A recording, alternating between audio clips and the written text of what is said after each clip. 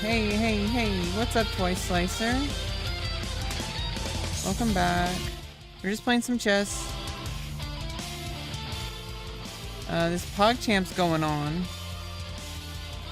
This is like, what, PogChamp's 5 now?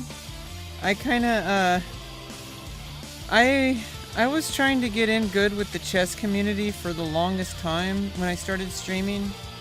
It didn't seem like I was really welcome, but I think chess welcomes all. I think that was more like, I think I get really carried away and I take things personally. I think that's really what it is. But I really do feel like the chess community let me down a lot. I was really trying to be a part of things. I was trying to make friends. I was trying to play chess, and everyone just kind of forced me out. I don't think it was transphobic, because I think it's just people don't like me in general. Maybe it's because I'm autistic. I don't know. I don't know what it is. I don't think people are transphobic. I don't think that's it at all. It may be the case, but I don't want to accuse anybody of that. But I do think that, like, I tried to be friends with people. I tried to go on the Discord channels of different chess streamers. I tried to, like, you know, I collabed with a few chess streamers, so that was actually kind of cool. But all in all, I was kind of felt like I was being pushed out of the chess community. Like, I know that, like, Bowtest Sisters accepted me, but I mean, like, I don't know. It's just a lot of the community members, I think, sometimes just didn't really want me around. I think I am annoying, though, so that might be it. I am pretty annoying, but, like, it's not like I was trying to be annoying. I'm just being myself.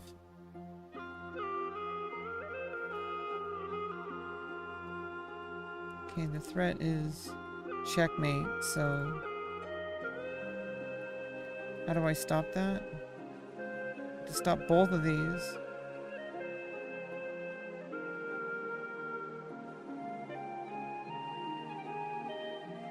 So if I stop, how to stop both of these? Like this doesn't stop it.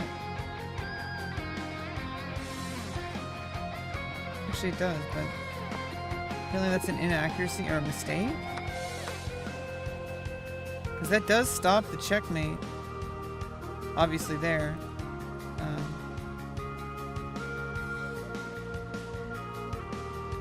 Yeah, I don't know. Maybe I'm just not good enough at chess for them. I was like really making an effort. I was streaming chess like every day for like 4 to 8 hours a day. I was like in the Discords. I was trying to, you know, have chess games with other community members.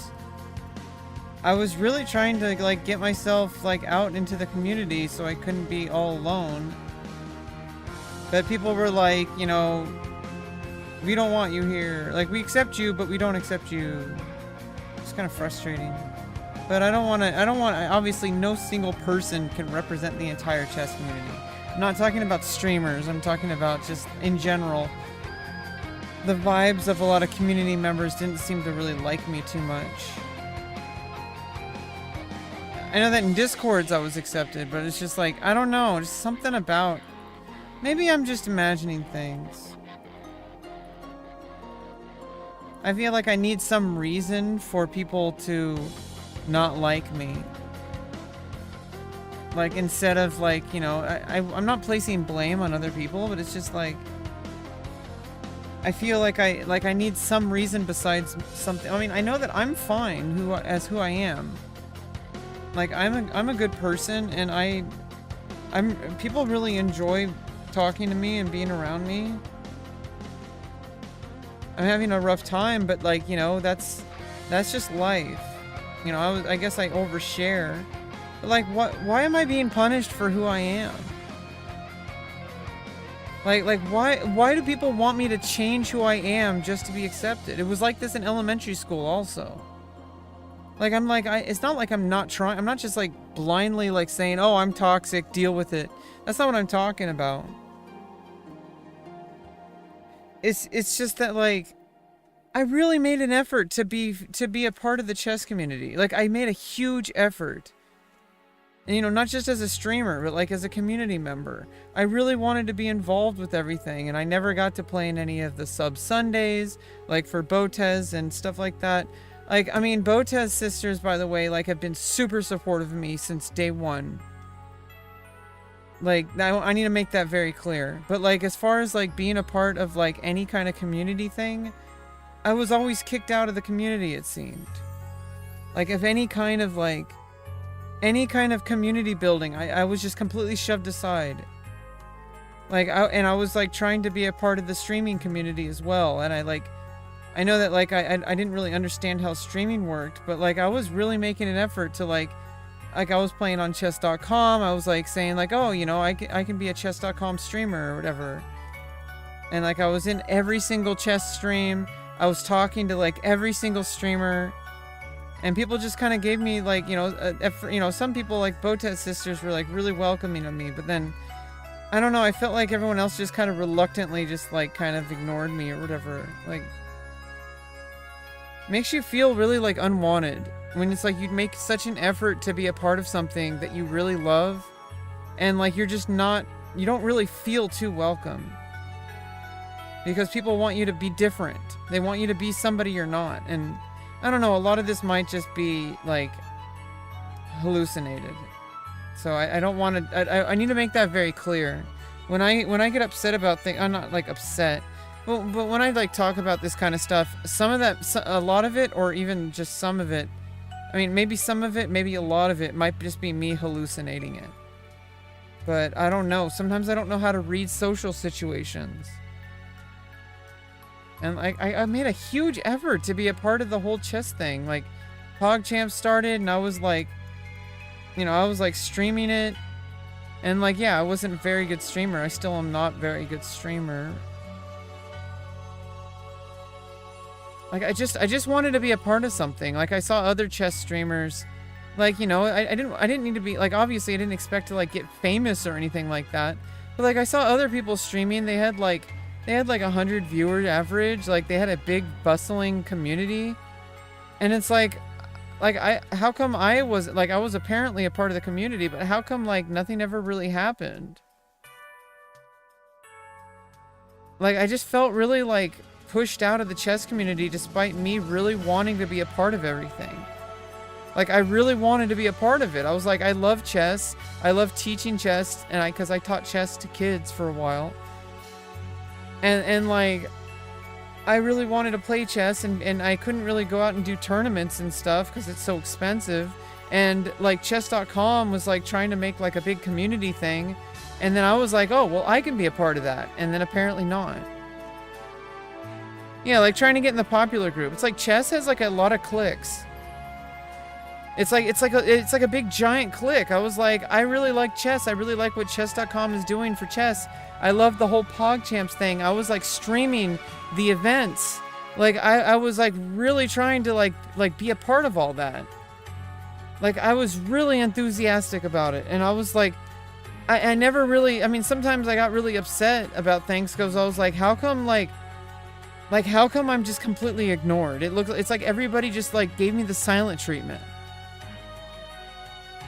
And I'm like, why can't I be a part of this? Like, why does everybody else get to be a part of this? How come all these other chess streamers are always a part of this? And I'm like, I ended up quitting chess because of it. Like, I was like, what's the point of playing chess? Nobody's gonna want me in the community. Like, I didn't feel welcome at all.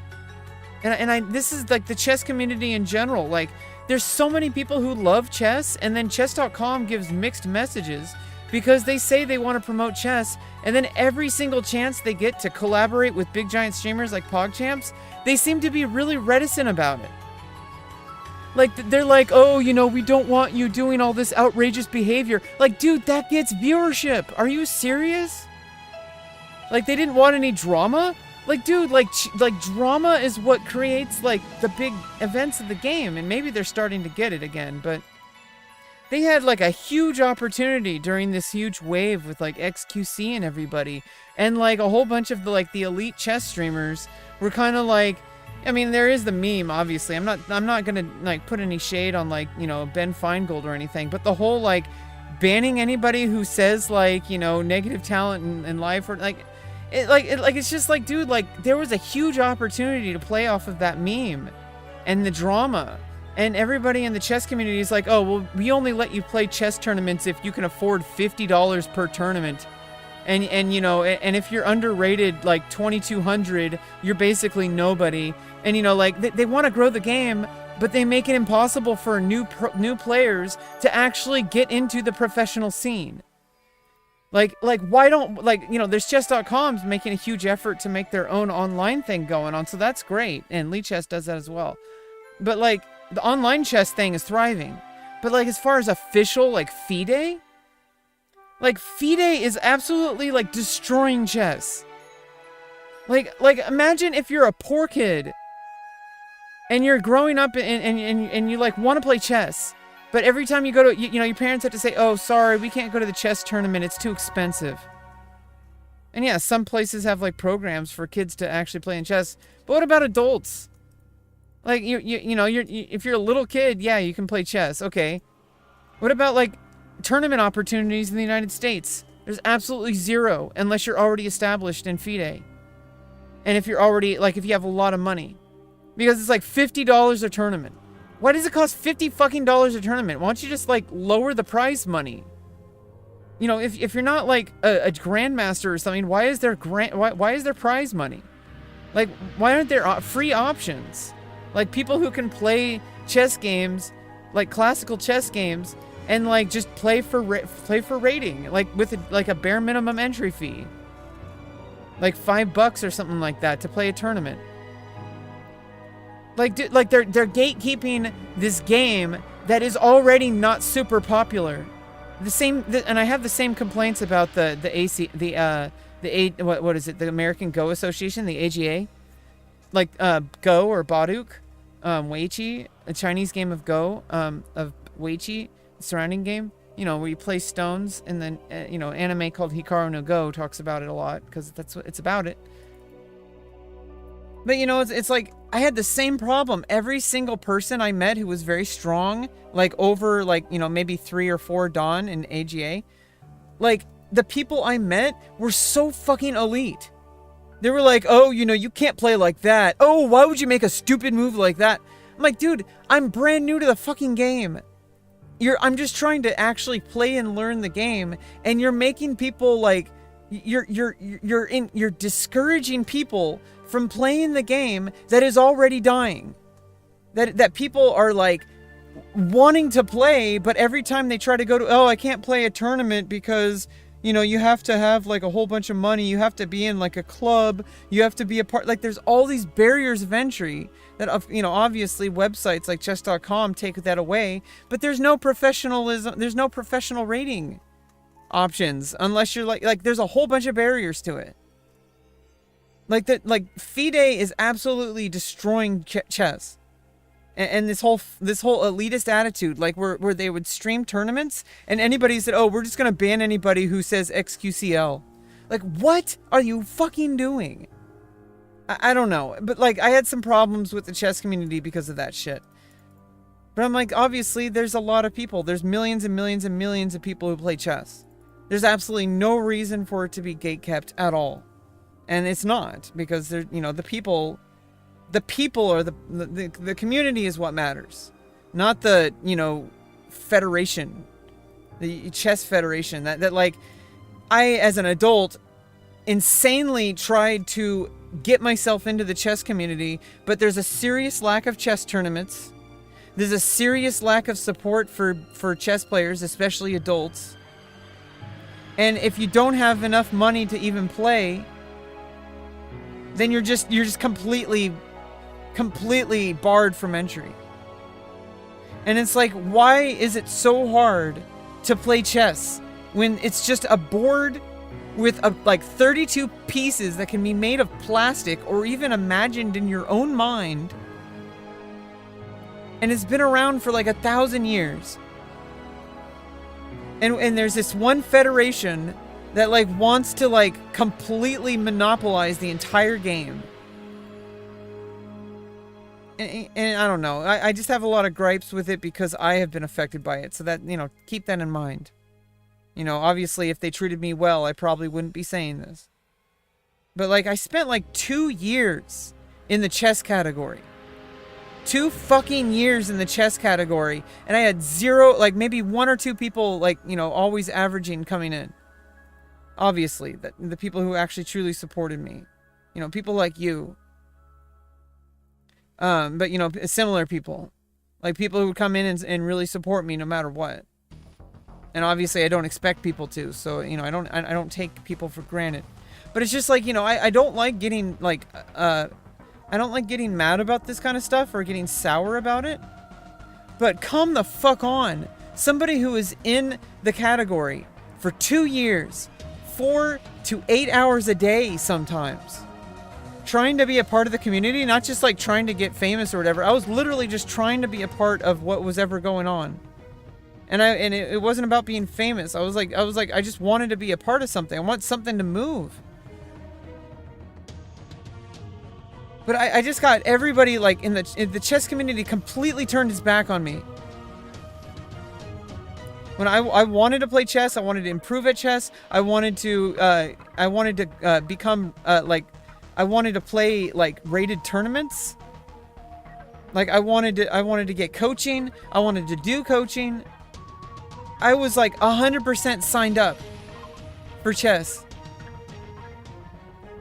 But for some reason, I don't want to pull the trans card, because I think every time we pull out the trans card or the race card or anything like that, we kind of set back the movement. But for some fucking reason, nobody wanted me around. So a few people did, like Alexandra Botez, Andrea Botez, and I was, you know, it seems like Hikaru was was pretty new. I mean, all the rest of the chess community is pretty neutral. I don't think they, like, I mean, I was accepted, but I don't know. I just feel like there was some shit going on behind the scenes that I didn't know about. Like, people, like, I don't know. I mean, now I'm getting, like, paranoid about it, but. What? That's the move I did. I played H3. I wanted me to play H4.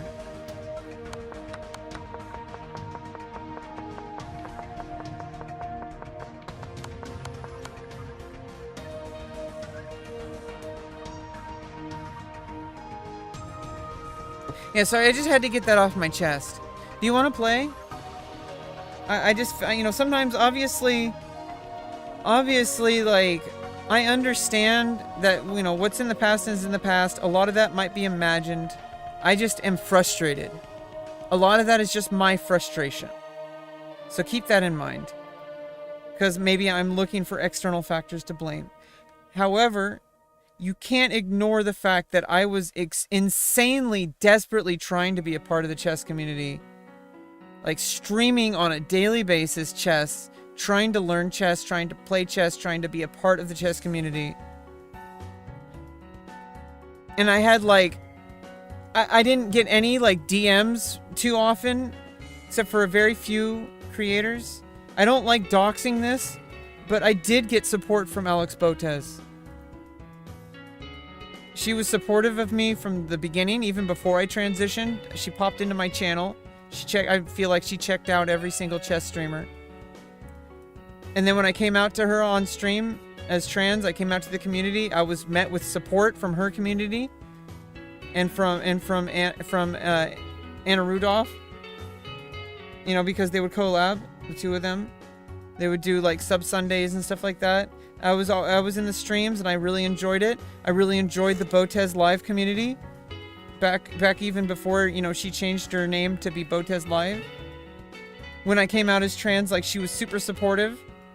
When there was a tournament, she told me about it because it was a women's tournament, and I got prize money, and she reached out to me.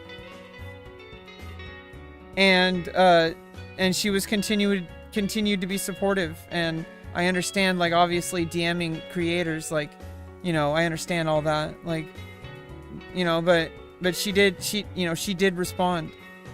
And I don't like doxing that. I feel weird, really weird doxing that. I've doxed it before.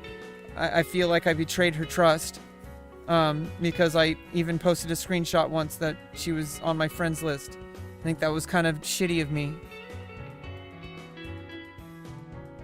Yeah, they played it since 1878. Yeah, Final Fantasy 11. Yeah, well, on Horizon, I hope you're really having a good time on Horizon. Horizon's really welcoming. It's a really great community. I think Nozomi was kind of like, there was some elite people, but it was also kind of, it was more neutral, all in all. It was kind of like a neutral place. Horizon was very welcoming. It's very welcoming, and there's like new players all the time. I like Horizon. But I don't know, like I have to say that, like,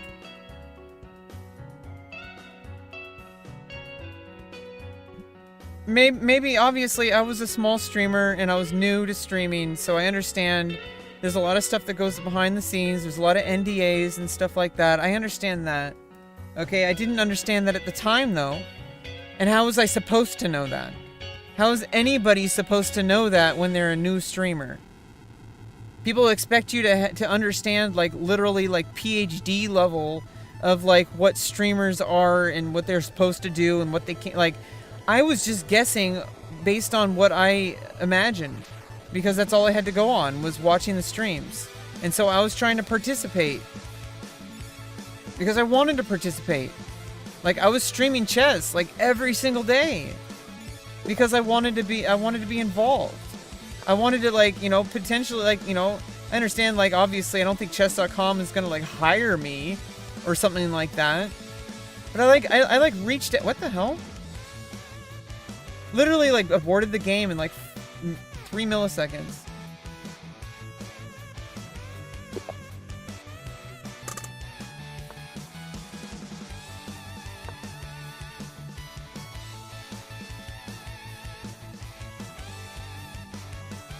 But yeah, I don't know. A lot of it's just frustration. A lot of it is just me being really unfair. So keep that in mind.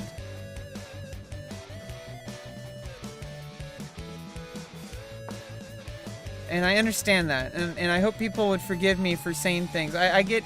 This is kind of why people get mad at me on Discord. Is because I say things without really thinking about it. And I've thought about this a lot, though. So this is a lot of stuff that I've really kept to myself. I've talked about it before, but I really don't like getting angry.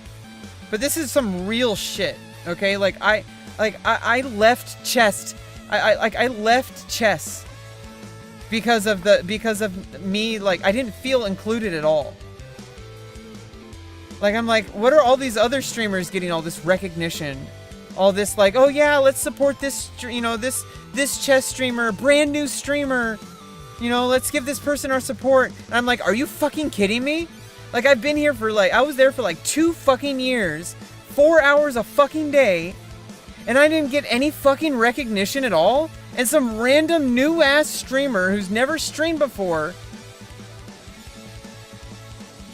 Like, what the fuck? It's like a huge slap in the face. Basically, like, oh, you know, Rebecca, we support you, but you're not wanted here. You know, it's hard not to think that there's transphobia involved. Like, I don't really know any other conclusion other than, like, maybe because I'm autistic, which is another reason. They're friends with the right people. Well, I was trying to be friends with people too. What about me? Like, what's wrong with me? Like, we're all people on this earth. I don't understand.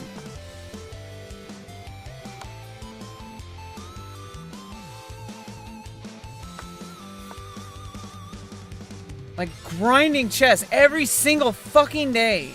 Trying to get coaching. And I got a few people who actually coached me. And we collabed, and it was really great. So, I mean, like, there were some really good things happening, too. But come the fuck on.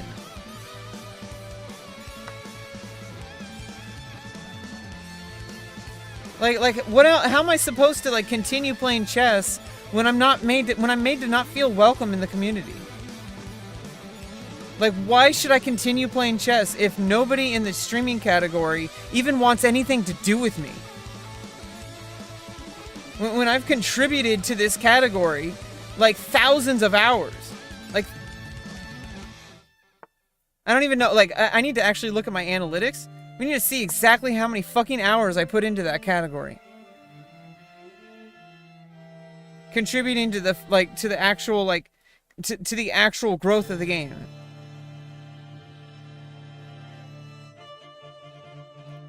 Like, welcoming everybody who's come into my community, except for, like, obviously the bigoted people and the trolls and all that. But, like, I welcomed everybody. Like, I created a welcoming environment. I'm not the best at chess, but I made an effort to learn and grow, and I didn't have an ego about it. When I did have, like, wins and stuff. Like, I'm a good community member. Oh, fuck. It's really hard not to feel bitter about it. It's one thing if I was feeling bitter about this, like, right at the beginning. Oh, hey, thanks for the raid. Yeah, sorry, you caught me when I'm in, like, I'm in, like, a really bitter mood right now, so, like, I apologize. Oh, you missed the free piece. I'm gonna try to relax, okay? Like, I really don't like feeling like this. I had a rough morning. And I'm just trying to get back. Chess really does help me calm down. It helps me process things. Even though, you know, I do get angry about stuff. It's not really angry, it's just frustration. Oh, I got checkmated. I'm an idiot.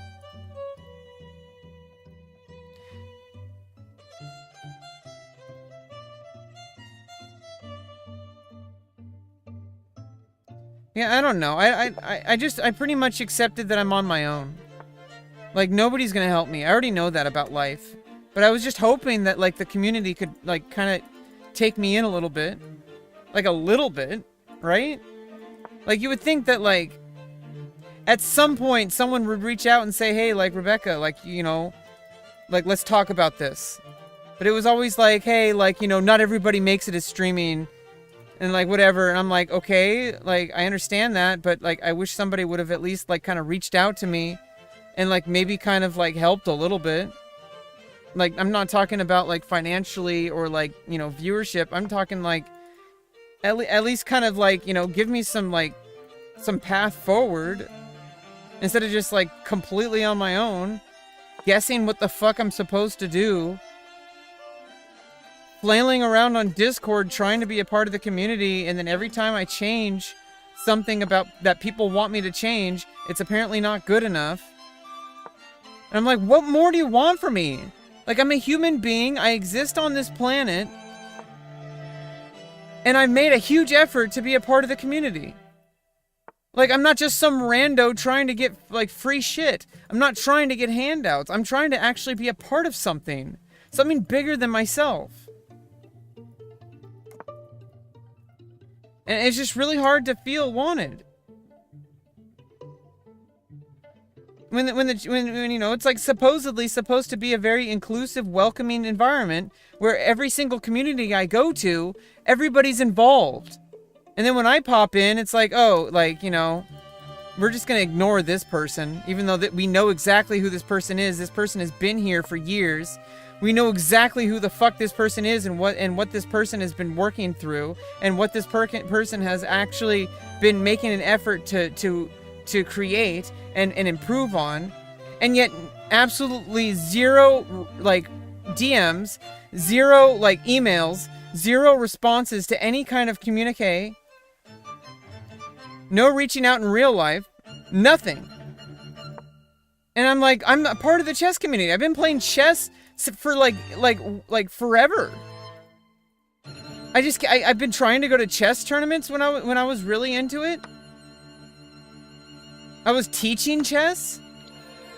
Like, I was teaching chess to kids. Like, I tried to be a part of the chess community, and they're like, oh, you know, well, there's no real options in this area, and, like, I'm like, okay, well then what are the options? Let's create the options. They're like, oh, well, there's not enough interest.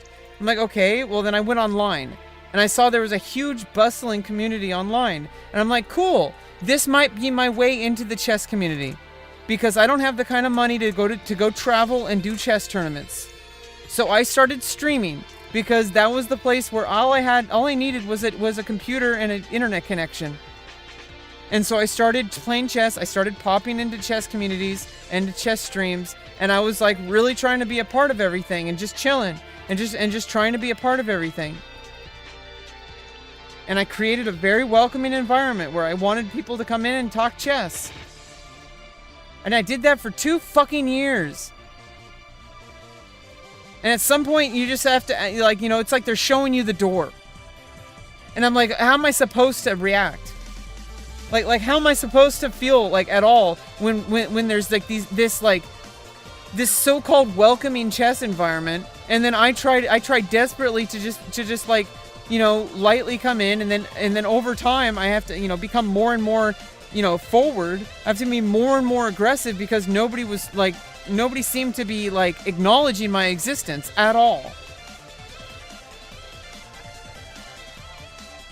But yeah, I don't like feeling bitter about this. It's like, I don't like this kind of vibe. I don't like this kind of vibe. So I'm gonna stop talking and I'm gonna let the music jam out for a bit, okay? Because I need to calm the fuck down. I don't want the people, you know, like I know ZXCO, like this is your first time here. You know, like I really like this is not like.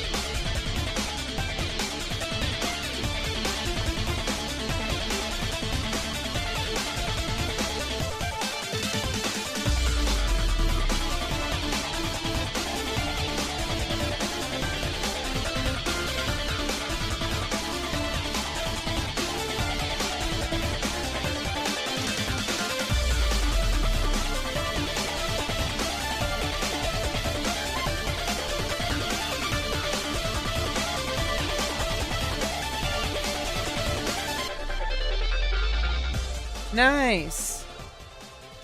What are you leveling? You want to play? I can log in. I can play white mage if you need a healer. I need to level my white mage. If you need a healer, if you need damage dealer. I haven't leveled my paladin yet. It's level 3, so I can't tank. I mean, I can play warrior if you need a tank.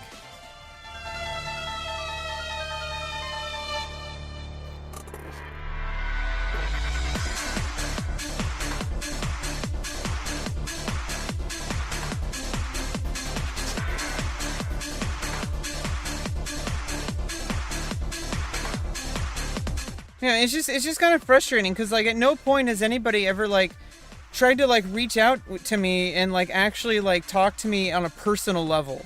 It's always been like, you know, talking to me like as if like publicly, you know, which is more of a public persona. Like I kind of, you know, obviously I'm a real person and I'm not like it's not like an act, but it's like a more performative version of myself. And at no point has anybody like ever tried to like see if I was actually okay and like talk to me. Like people have talked to me like, you know, in DMs, but like has anyone actually considered like meeting me in real life and actually seeing who I really am as a person and actually like trying like, you know, and actually, and you know, anybody who, you know, like I mean I've made myself available, you know, like as far as like reaching out to like chess streamers and other streamers in general. Like has anybody actually like considered that and actually said like, hey, wait a minute, like why do we think Rebecca is this crazy person? Like we've only seen her on stream and we've only seen her on Discord or on Twitter. Nobody's ever actually seemed to like wanted to meet me as a, like in real life and seen like who I actually am as a person. And I obviously understand that that's kind of a ridiculous thing to expect. But like, you would think that like people wouldn't judge me based on like who I am on stream or on Discord. Well, I mean, I didn't mean like my viewers. I meant like streamers, because like there's a lot more accountability, because it's really kind of weird to meet your viewers. Like because I don't, you know, because that's like that's you know, like that's a little different. I would be willing to meet people at a very public place and at a place that's like, it would have to be like a situation like that. I'm kind of scared, but like, I don't know. It's like I've made myself available publicly for like people to investigate. Like as far as like streamers go, and I don't know. Maybe I guess that a lot of that's my fault. Like, I mean, I haven't really reached out to anyone. So, I mean, that's an unfair thing to say. But, I mean, basically what I'm trying to say is, like, how... I'm not really saying, like, literally meeting... What I'm saying is, like, I wish people would not, like, look at me for who they think I am, and instead give me a chance to find out who I actually am. Which, if they did, they would realize that I'm not this evil, crazy person they think I am. Because I don't know what the fuck I'm doing with my online persona, but that has nothing to do really so much with who I actually am in person. Like in person, especially off stream, like I'm a pretty decent person. But like, it's a little bit too one-sided to meet my viewers. I really apologize. That's kind of a no-no. You're not supposed to meet anonymous viewers. And even then, I'm not gonna meet people unless it's like in a public space and it's like you know, there's a lot of accountability. Like I would have to like, you know, it would have to be in a very public place, and like I would have to have some kind of protection because I need to keep myself protected. But you know what I mean? It's not necessarily about the literal things. Like, I don't know. I'm being really unfair. I need to shut the fuck up. I need to shut the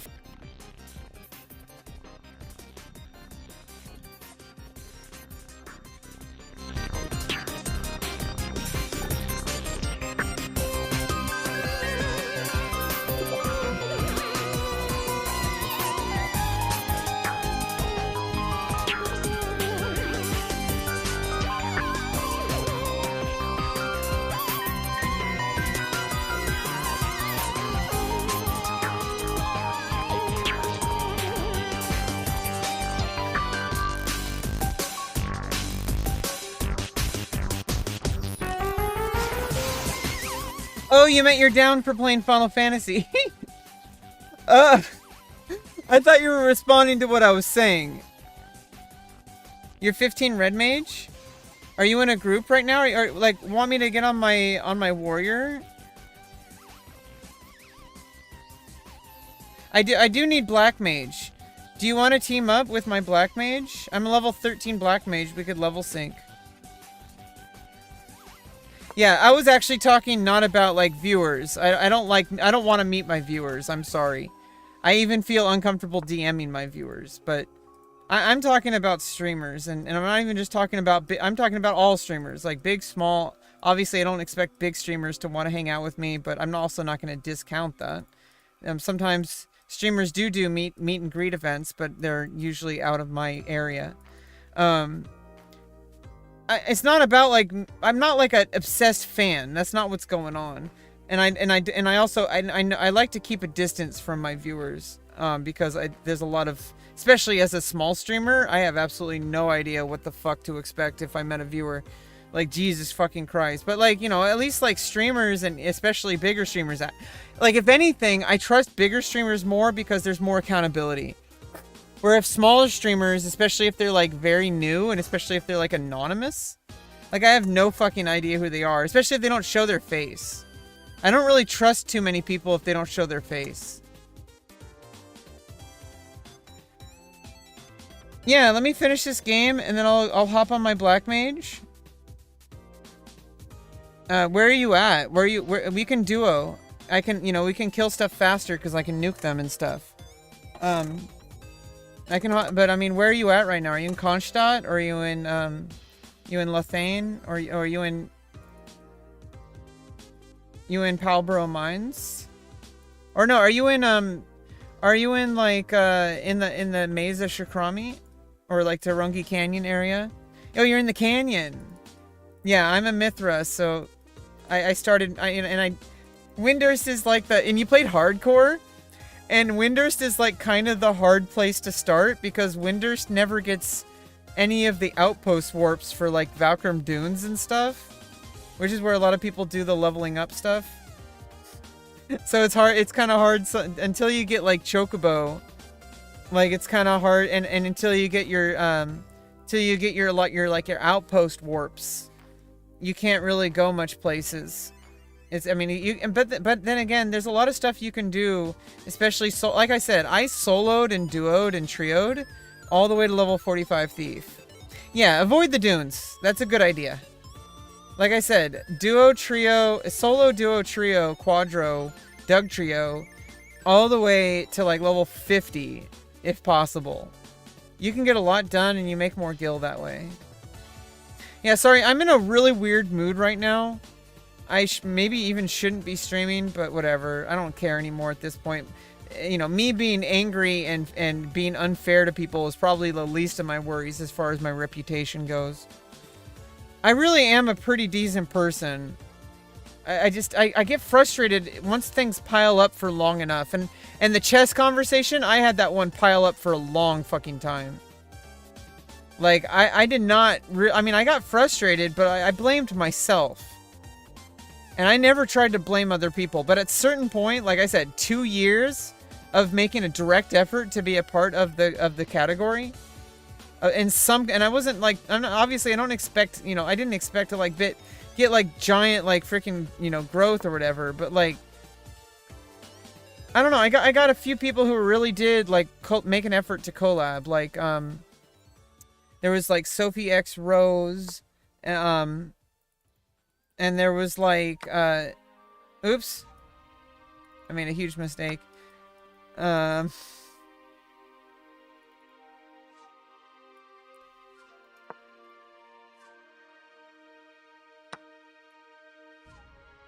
actually not that big of a mistake.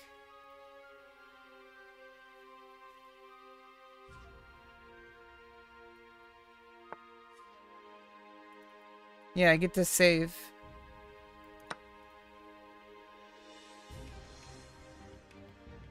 Yeah, so you're playing hardcore and you're playing in Windy. It's not so bad.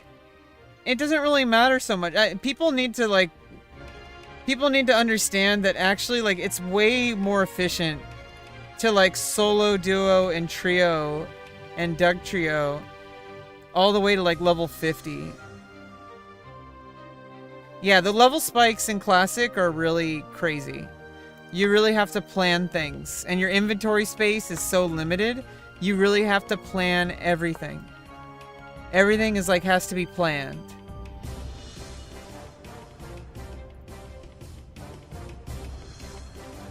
Like, you really have to know, like, what you need to bring with you. Like, most of the time, it's really not that, it's pretty straightforward, really.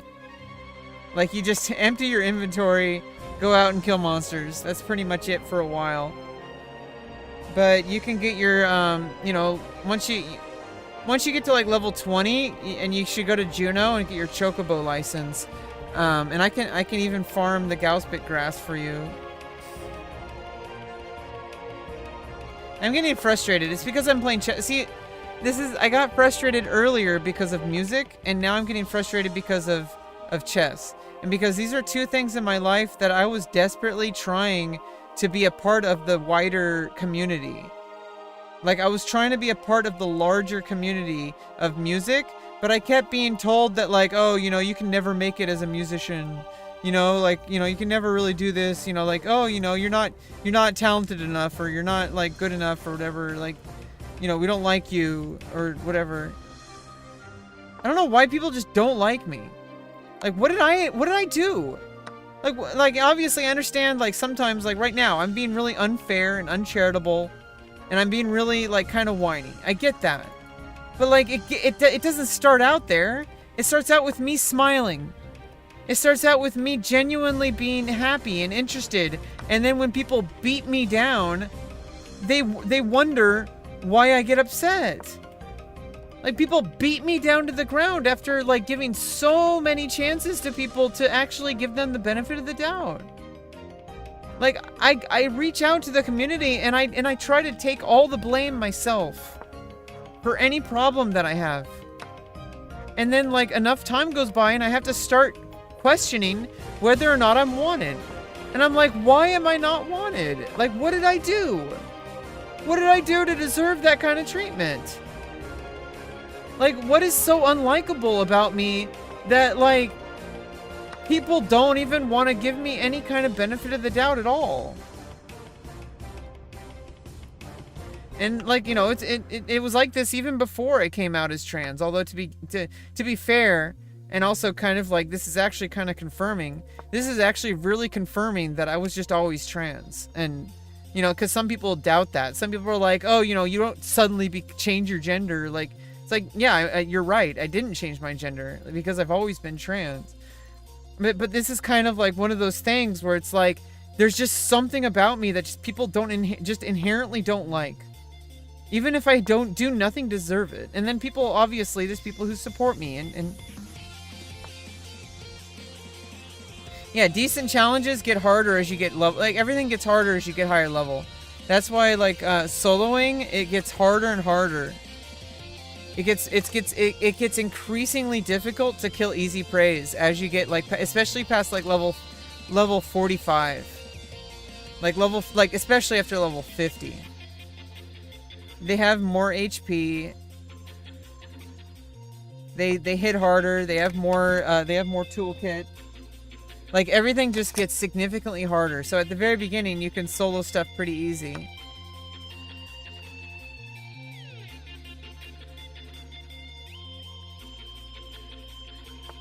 Yeah, at some point, I stopped trying to be a part of the community. I was like, fuck this. If no one's gonna accept me when I tried desperately to play the game of being a part of... And it wasn't pretend. Like, I genuinely wanted to be a part of the community, not just to be a streamer. I was a streamer for the reason of wanting to be a part of the community. That's why I was there. And like I said, was like for chess specifically, it was because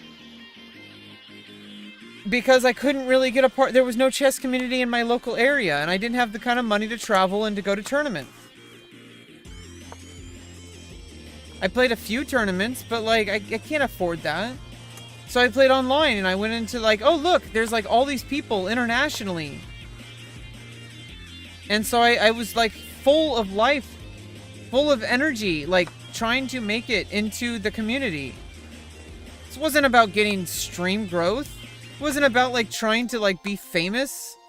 It was about like just wanting to be accepted. And I was for a time. And then people started to like try to just push me away. And I was like, what did I do to deserve this? Like, I'm a good person. I'm enthusiastic about chess. I'm not like the best chess player. I'm not like a grandmaster or whatever. But like I was really eager to learn and improve. And I was trying on my own, but like I needed coaching and I can't afford professional lessons. They usually charge like $60 an hour. And I got a few free lessons, thankfully. And we streamed it. And it's just like it makes you really question like your self-worth. Like I mean it makes you question your worth as a human being. Like if I can't even be accepted in an online community, what does that say about me? And it's just like it made me stop caring. Like why should I care about the community if they don't care about me? And I do care about the community. All communities. I do. But it's just like, at what point am I supposed to just say like, oh, you're not welcome anywhere?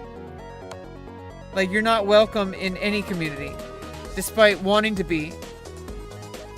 And meanwhile, like, it seems like even, it's, you know, at first I thought it was because I was trans. And then I saw other trans people getting, like, acceptance. And then I was like, okay, maybe it's because I'm autistic. And I saw other neurodivergent autistic people, like, getting accepted. I'm like, okay, well then what the fuck is it about me that people don't like? I've done nothing wrong. Except for be myself. And it's not like I'm just, like, blindly, like, just acting toxic. I, like, make an effort to connect to people and to... Okay, that would be a draw if we just kept going. I need to actually make some progress here.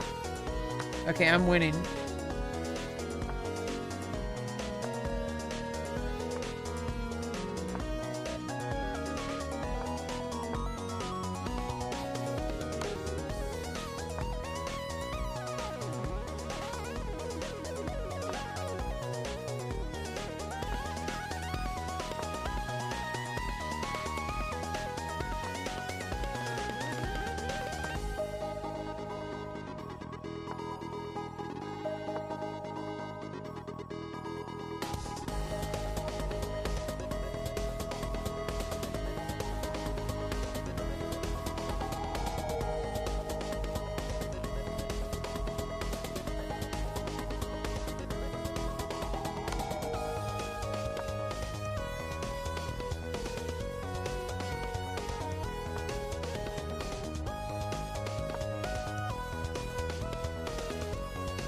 Hey, what's up, Smugsley?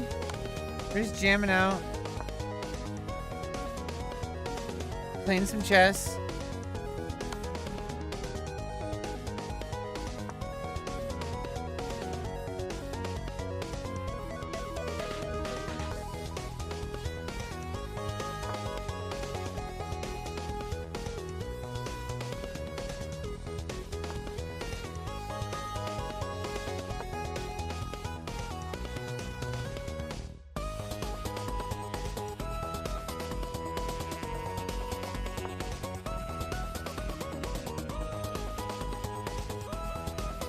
You know, I don't like to air out my frustrations on stream. I try to avoid that. I've done that a lot in the past, and it's a really bad habit. I really don't like it.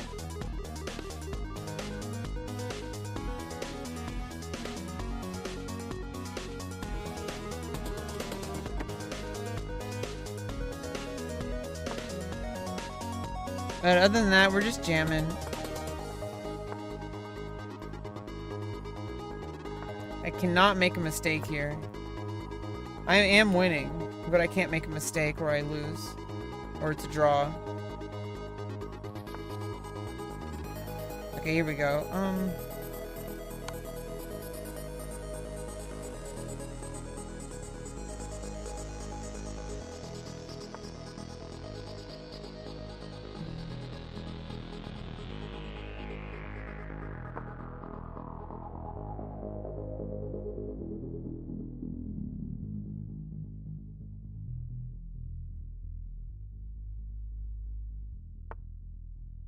Yeah, I think it's been a while, Smugsley. Unless I have you mistaken. Yeah, you've been following since... Oh, you just followed now.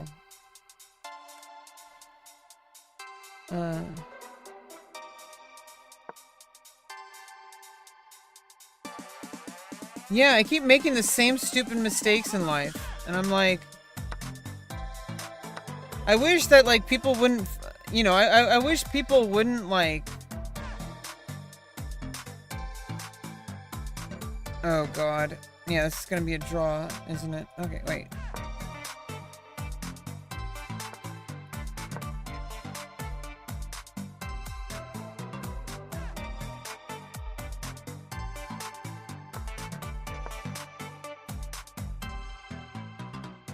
Yeah, this is a draw if black doesn't blunder.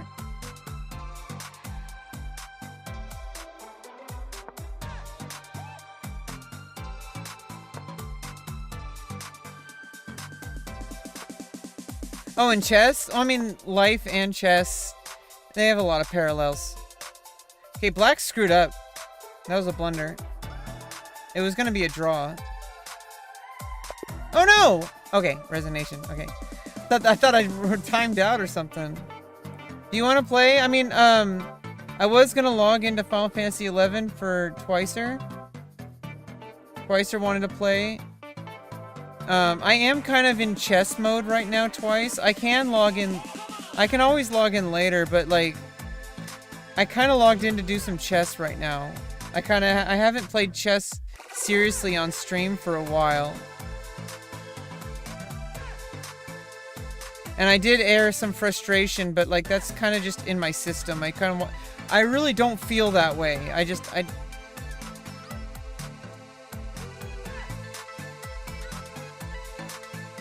Okay, let me change over the category. I just wanted to check if Smugsley wanted to play, but because I was already here. Like, really. I don't know, I think too much about things. Like, I try not to think. See, like, this is why I don't like getting frustrated, because it makes me think very unfairly, and it makes me feel very selfish. I don't like thinking about my stream as like a commodity, or community as a commodity. Like, I don't like thinking of like, oh, you know, I should play chess with this person because this is a new viewer. Like, I hate feeling like that. As soon as I start to think like that, I feel like I lose a part of myself. And for what? You know, like, for what reason, really? I mean, I do think it is a good idea to, like, you know, try to, like, you know, give a good experience for the viewers. And I failed at that the moment I started getting frustrated.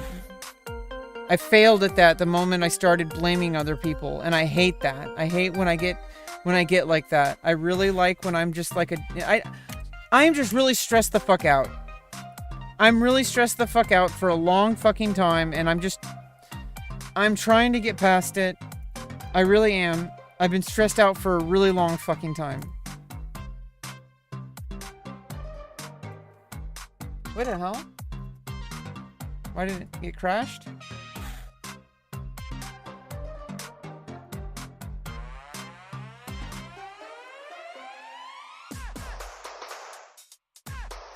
Yeah, I mean, it can be. I'm not really in that kind of mood, though.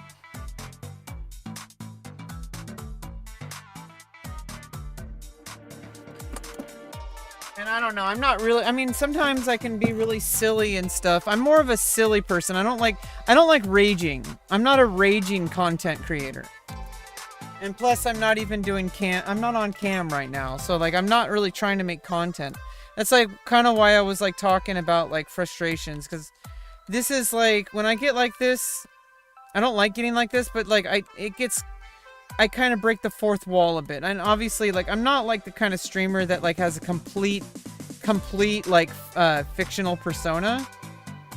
But I do have an exaggerated persona when I'm in content brain. But for the longest time, I've just been going through, like, a really difficult time in my life. Especially the closer I'm getting to the end of the year, because I have that surgery coming up. So there's a lot of emotions that are coming in. There are a lot of emotions. Are you logged in? To Twicer? What's your name in the game? Yeah, I mean, I I do normally stream with the cam. I haven't really felt like it for a while. I've kind of mostly just been feeling like, oh, you had surgery?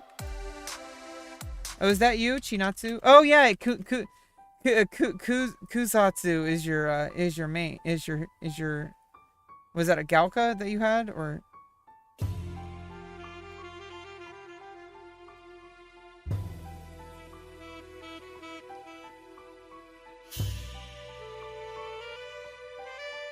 I sent you a party invite.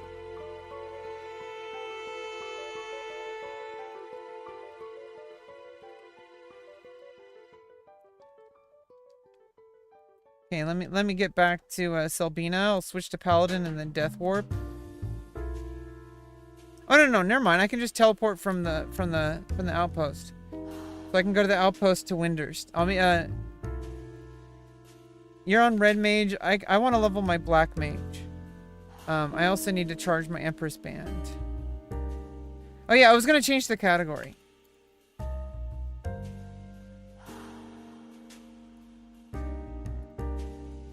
Or did I? Did I already do that? Yeah, I did.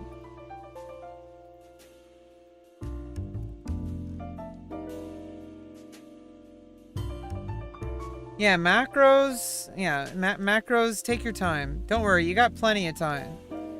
You know, I have like my highest level's 45. This game's helping me relax. Stuff like chess really fires me up, and I don't really like what it does. That's kind of why I quit. I don't want to quit though. I love chess, but it fires up a lot of emotions. Especially because it brings out all my frustrations. And I have a lot of frustrations right now. I don't like being frustrated. So I have 8 days, 16 hours of playtime. What, 24 times 8?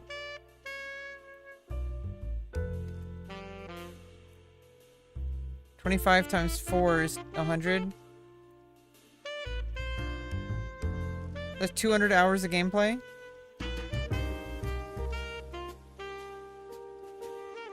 And on Nasomi, I had 3 level 75s, Bard, Ranger, and Beastmaster. And I had like a year and a half of playtime. Oh no! You had to have an emergency surgery? I'm sorry to hear that. You don't have to talk about it if you don't want to, by the way. Just have to...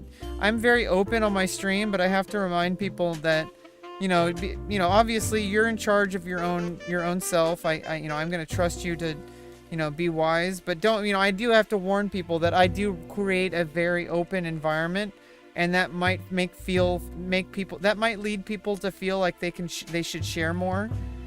Your information is your own, so please don't, feel like you have to share. But whatever you're going through, like, I don't necessarily know what you're going through, but I've gone through some good surgeries, because I've been going through gender affirming surgeries. I had orchiectomy and facial feminization, and I'm gonna have my bottom surgery at the end of the year. And so these are good surgeries, and I recovered really well, and they're actually really low risk compared to like knee surgery or like heart surgery or like any of the big surgeries. Oh no, I can't teleport that way. Okay. I'm gonna have to, Oh.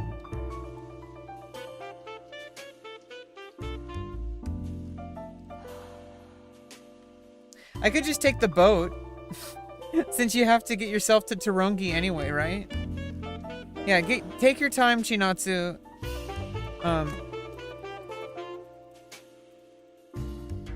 I'm just gonna take the boat. That'll give you time to take care of your stuff, like your macros and all that. Because that's gonna be the easiest. Because if I death warped, my home point's in Juneau.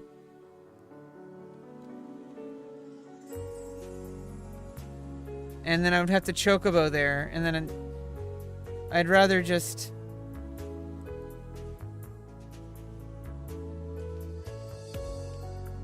Oh, just the one macro. Okay. Yeah, just meet me at Tarongi Canyon. You can just fight until I get there. The cool thing about this game is being in a party doesn't affect your experience unless they're in experience range. So if I'm not in experience range, especially if I'm not in the zone, it's not going to affect your experience. And I'm pretty sure, like, I don't know exactly how I don't know how exactly that would work.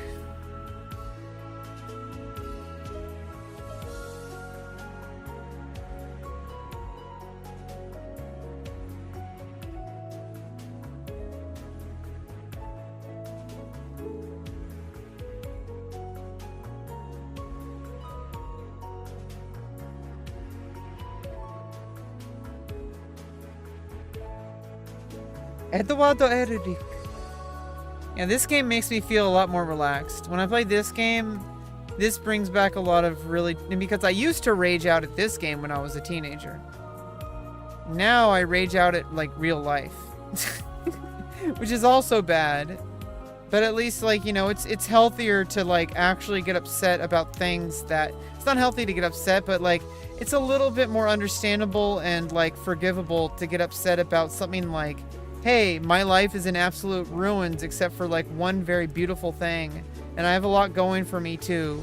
And my life is actually, for the first time in my entire life, I actually have hope that things are going to be okay. And not in the toxic way that I used to think I had hope. I thought everything was, like, perfectly fine and everyone else was the problem. And I started taking ownership of my life.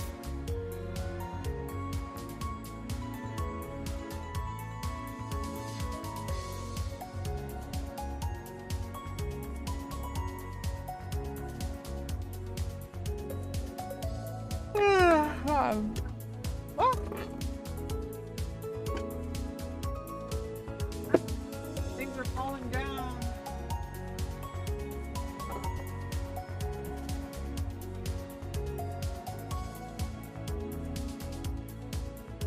Yeah, I think it's just that, like, you know, this game used to really piss me off because I was ignoring all the things in my actual life when I was a teenager and after high school.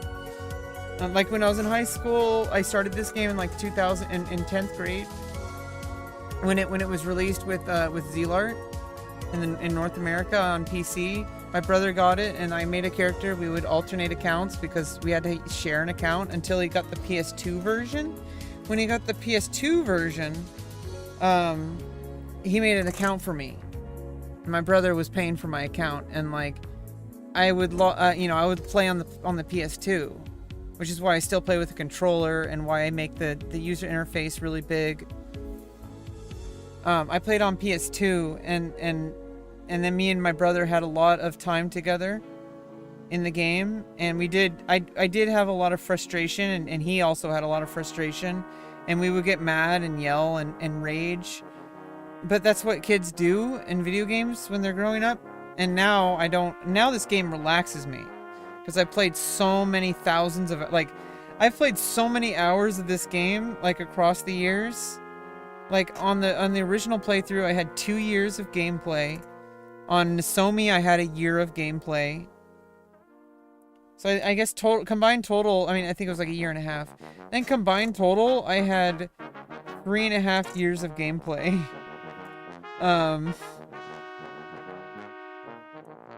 So, like, what is that? 1 year is 365 days. 365 times 24. 365 times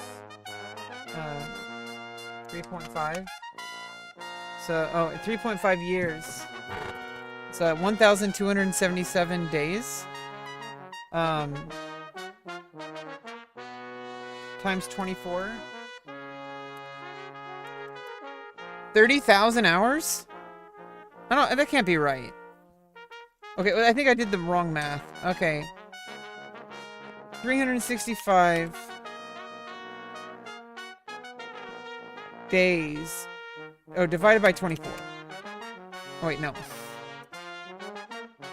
A day is 24 hours. So okay, so 365 times 24. 8,760 times 3.5. Yeah, 30,000 hours of gameplay. 30,000 hours of my life was spent in this game. So that's why it relaxes me. Time to touch some grass? I did. I touched plenty of grass. It's not what you think. It's not what you think. Because a lot of that time was spent with, like, you know, doing other stuff in my real life. A lot of that stuff was spent with my friends. Like, we would actually LAN party, like, most of it. And I would play the game with my brother. Like, a lot of that time... a lot of that time was not actually just 100% in-game. AFK, going to the store, going to do stuff, keeping the game logged in for the... And also, a lot of it is just keeping the game logged in to sell stuff. Because if your auction house was full back then, it's different in this server. But back then, in the original retail, you actually had to, you could only have 7 stuff up on the auction house, and you would have to leave your character logged in. So I would just log in and then go to school. So I did touch grass. Like, 30,000 hours isn't just 30,000 hours at the expense of life. Like, although, to be honest, I did spend, over the course of 6 years, I spent 2 years of gameplay. So 2 years out of 6 years was in-game. I mean, this game is hardcore, dude. But this is why I had to learn that you don't need to always be playing. That's how I learned that. That's how I learned that, was because I did waste the time. And a lot of that was frustration because I wasn't popular. The friends I had, we all played this game together. This is how we socialized. My friends, my actual friends, they went to a different high school. They were friends with a friend that was across the street from me when I was like 8 years old. And like, I was friends with these other kids, like, and I'm still friends with most of them. Like, you know, like we played the game together. It was a significant, huge part of our lives because I didn't really have any other friends. You know, I wasn't alone. It wasn't just me. If it was just me playing the game, I would have got bored. Maybe not, but you know, my brother played, my cousin played, my real life friends played. So it was like a social reason.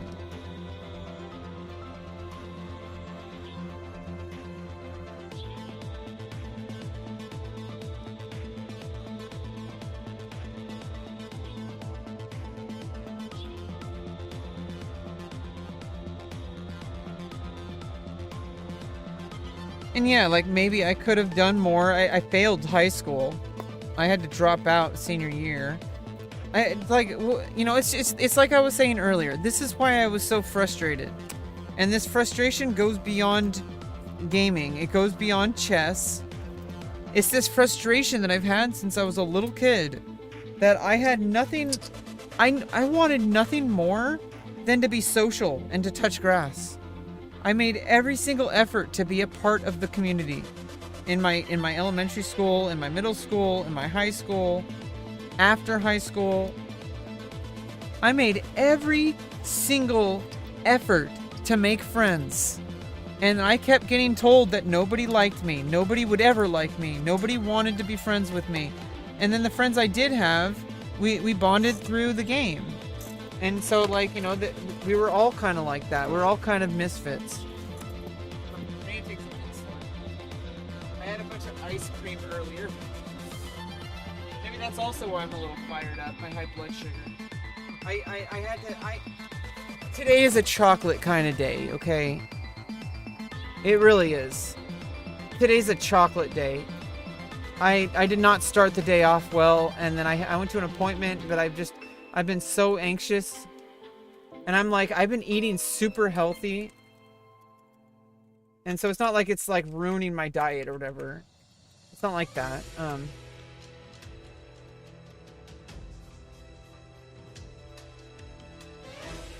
I wasn't like, I'm not, but I mean, like, you know, I rarely eat sweets, but it's a chocolate ice cream kind of day.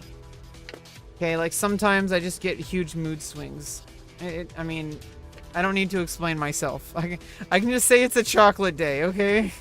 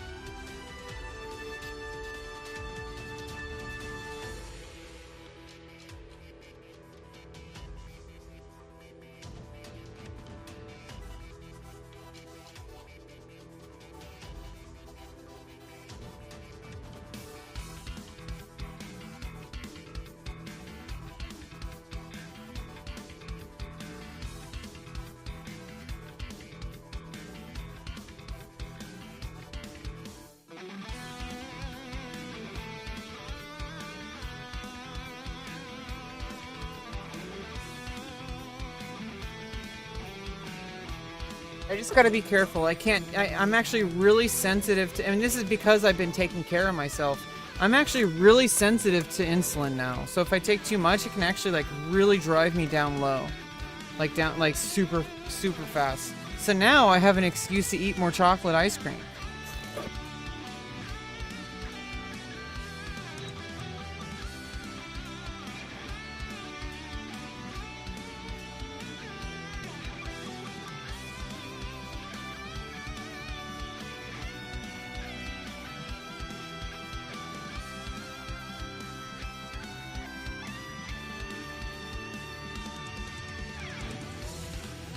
Actually, I still have I forgot I still have cheese, so I'm gonna have my cheese and crackers.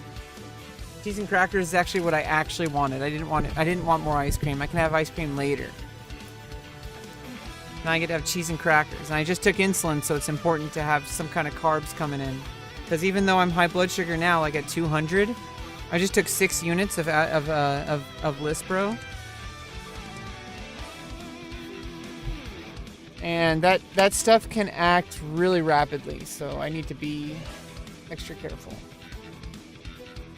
And I am totally not using that as an excuse to stuff my face. It's a chocolate day, okay? I don't get cramps because I don't have a menstrual cycle. But I'm gonna tell you right now, I do have chocolate days.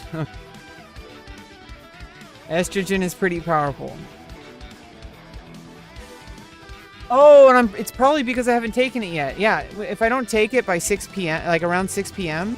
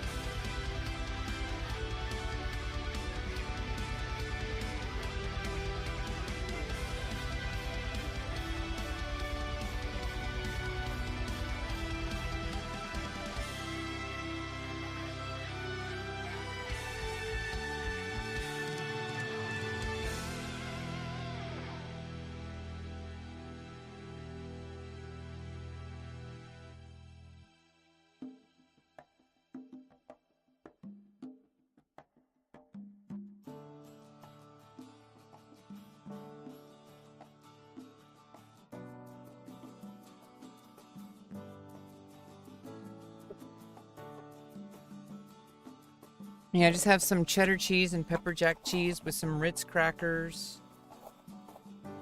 I'm having a good time now. I just got really worked up because chest gets, high blood sugar is one thing, but also just chest gets me really fired up. Sometimes that's like a good thing, but sometimes it's like I notice myself getting really angry and frustrated quickly, and when I need to do that, I need to take a break from chess. Which is why I haven't really played chess in a very long time. Like I played from 2019 from 2018, and then started streaming in like summer of 2019, and then all the way through 2021. Halfway through, I kind of quit because I was not seeing any real progress in my chess play, and I wasn't really getting any support from the community to help me improve. And I couldn't afford chess lessons. I got a few free lessons in the community, so that's great. So I really am thankful for the chess community. Don't get me wrong. Don't get it twisted, okay? The chess community really welcomed me with open arms. I know I said a bunch of shit. But I was being really unfair, and it was just incorrect. Like, they really did support me a lot. More than I could have ever hoped for, actually. So...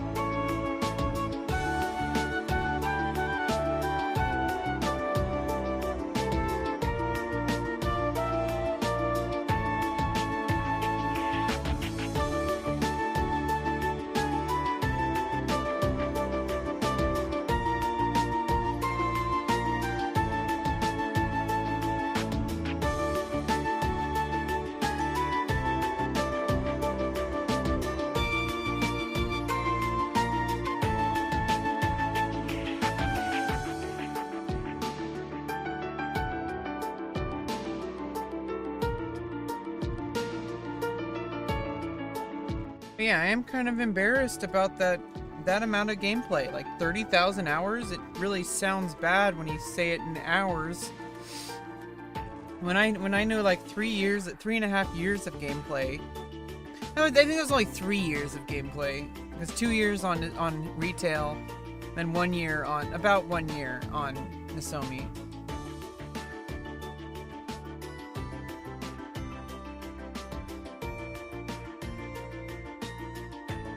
It's more like 25,000 hours, but still. Like when you hear it that way, and obviously even taking into account all the time spent with actual socializing and touching grass. AFK, going to the store to get Jack in the Box, or 200 hours plus. Well, I mean, don't feel bad about it now. You shouldn't feel bad about it now. I bet you feel better about yourself. I helped you, didn't I? I helped you come to terms with that now. It's pretty sad and pathetic when somebody has spent 25,000 hours of their life in a video game. It's not for lack of trying, though.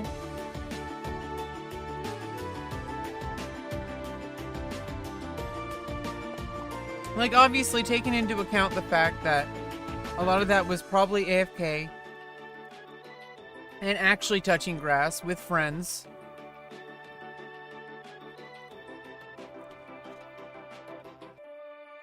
And a lot of that gameplay was actually with those friends. Like, physically together. But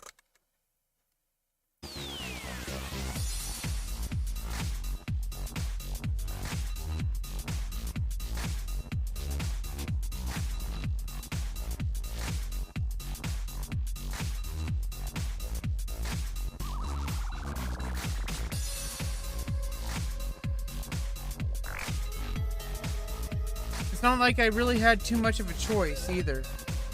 I tried, and I did have real life friendships. As you know, I mean, I guess I was being they were reluctantly friends with me, but I was looking for acceptance from people who didn't like me.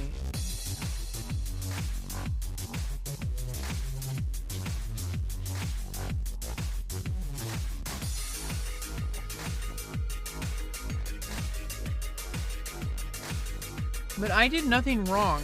Yeah, I made mistakes. But a lot of that was me pushed into a corner. I take ownership for the things that I was actually at fault for. But a lot of the stuff was me backed into a corner. And I'm autistic. Like, I think at some point, I need to stop blaming myself, okay? Some things literally aren't my fault. Especially since I made a huge effort to not play the game. I wanted to be a part of life. I wanted to make friends. I wanted to be a part of you know, basketball team. I wanted to be part, like, I wanted to be a part of social, like, I wanted to be a part of everything. But I was just laughed at. I was made fun of. I was told I was ugly or stupid or nobody likes me. That my jokes aren't funny. Even though I made myself laugh. And then I found friends who, and we played the game together. I got them into the game because I was addicted to the game. Because, you know, my brother got it, and I had played Final Fantasy games since I was like a kid. I played video games since I was a little kid. Like, Sonic the Hedgehog is my very first memory.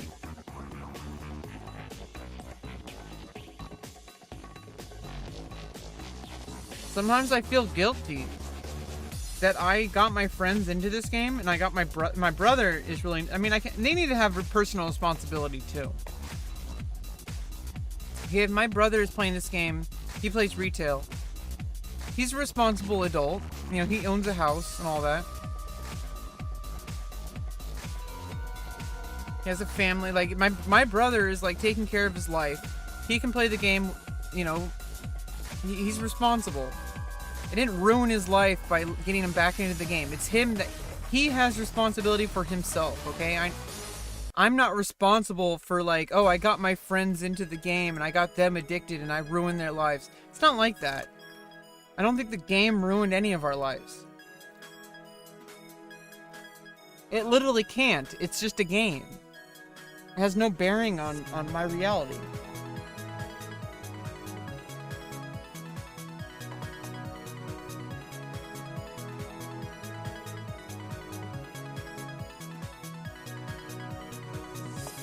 But, I mean, a lot of it was, like, I was really frustrated with real life, and so I escaped to Vanadil. Like, Vanadil was my home. Because I had a broken home. And so I logged into the game because there, at least I had something that I was in control of. I ruined your life, Chinatsu.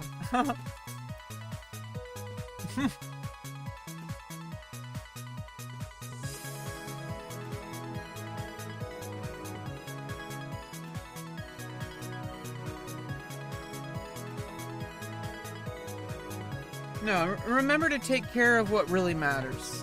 And obviously, you're a responsible person.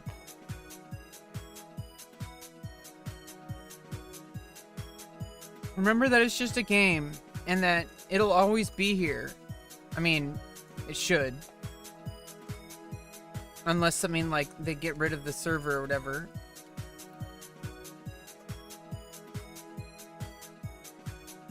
You can pretty much assume the game's gonna be here, though. Like, if you need to take care of something, never let this game ruin it for you.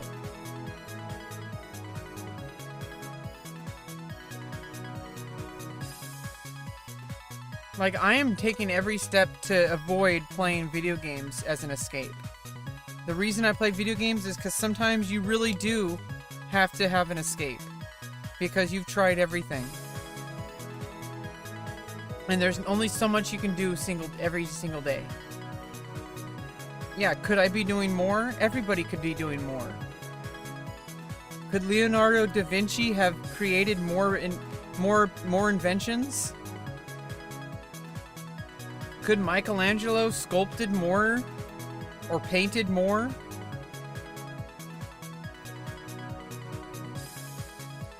Well, this is worse than drugs. At least drugs, you have to, like, talk to people. Like, you have to actually just talk to a dealer. At least gives you human contact. Like, this is worse than drugs. This is worse.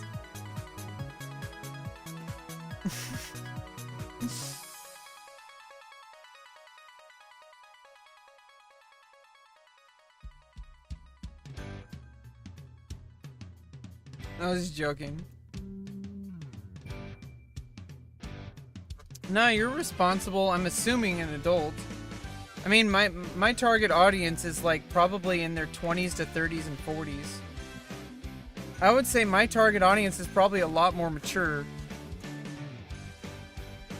Like, I mean, anybody who would come to my stream and listen to me for long periods of time is probably very mature and probably in their like 30s or 40s. Actually, no, not their 40s, because if people are on Twitch in their 40s, they'll probably go right back to being a teenager. I mean, let's be real. Do you think the average Asmongold viewer is very mature? Like, legit question.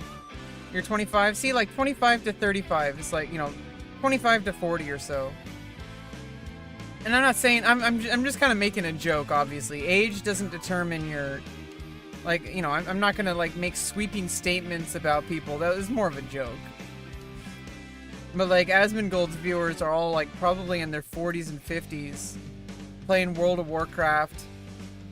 They have, like, no life outside of it. They, you know, they probably have jobs, for the most part. But, I don't know. Wait, Asmongold viewers having jobs?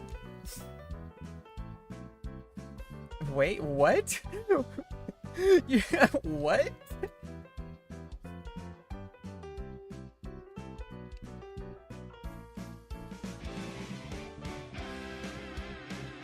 No, in general, like, my viewers are more mature because how would anybody stick around as long as you have without being a reasonable, mature human being?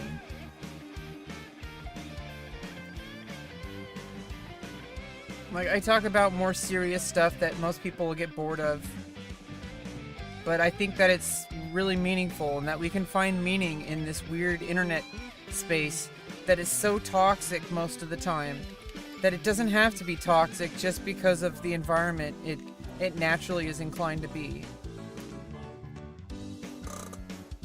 Like, we can create something positive here, where we just kind of game together, and not as an escape, you know, not at least, you know, as a healthy escape, not as like an unhealthy escape. We're not just sitting here arguing about the video game. Like, obviously we do talk about the video game and stuff like that, but it's more like, my goal is to create in my community an environment where people are able to healthily explore their hobbies and the things they enjoy without neglecting their own life, because that's what I did. When I was younger, I spent 30,000 hours of my life. Yeah, this game is really friendly. They're all like my age. And like, yeah, and like sometimes there's even like, I would probably think that like some of the people who quit the game in their 20s, now it's like 15 years later or something like that. And they probably have kids that play this game. And they came back when the server came and they got their kids to play the game. There might be people with kids that played the original Final Fantasy XI game, and now that Horizon's here, they got their kids into the game. We all joked about that in our link shells too.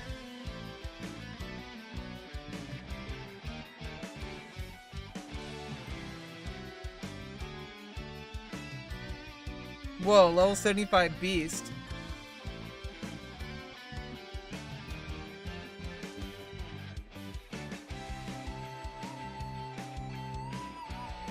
Yeah, the generational curse. It's not really a curse though.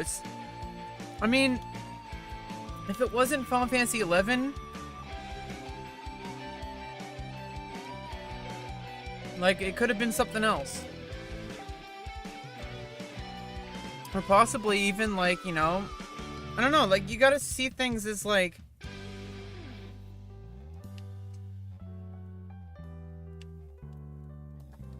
if something is bad for you and you know it's bad and you show up anyway, that's toxic. But I'm enjoying my time here. I love playing this game. I would log out if I didn't want to play.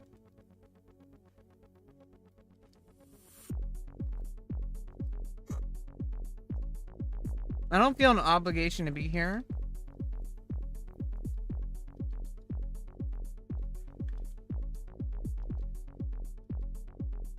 Alright, I'm almost to you. Are you fighting right now?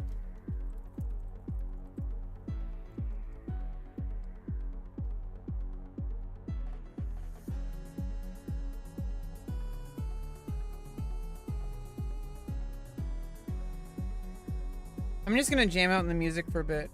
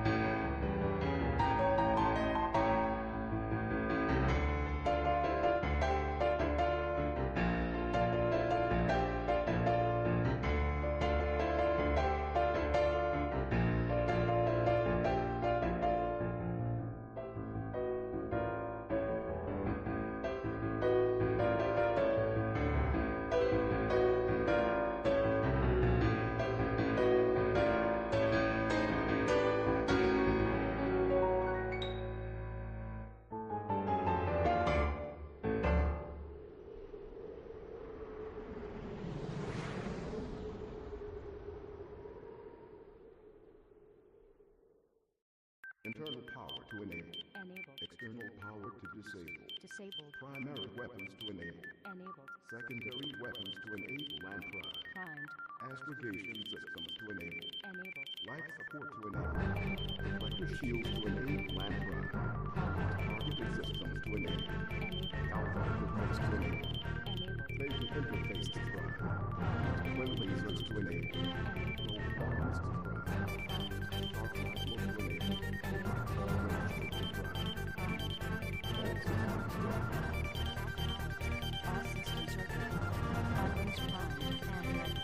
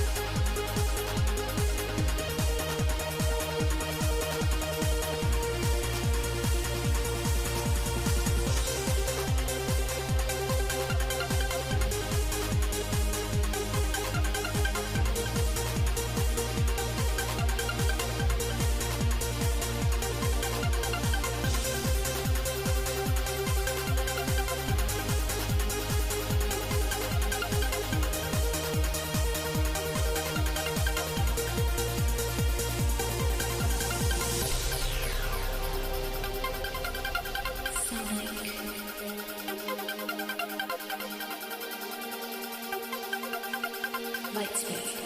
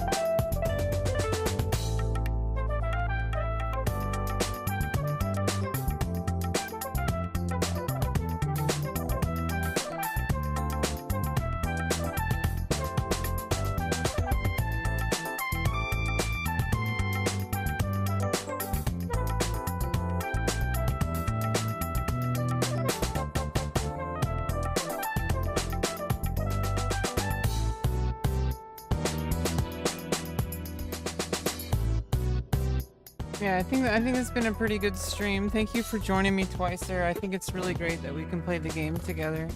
This is really what it's all about. You know, this game is kind of, I mean, this is a big server.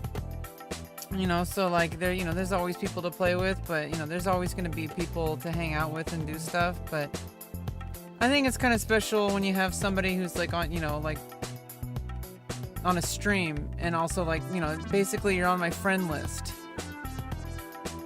So it's like, there used to be a system where the friend list doesn't work because it was server side, and they still don't have the server side code for friend list because it was like server side code, but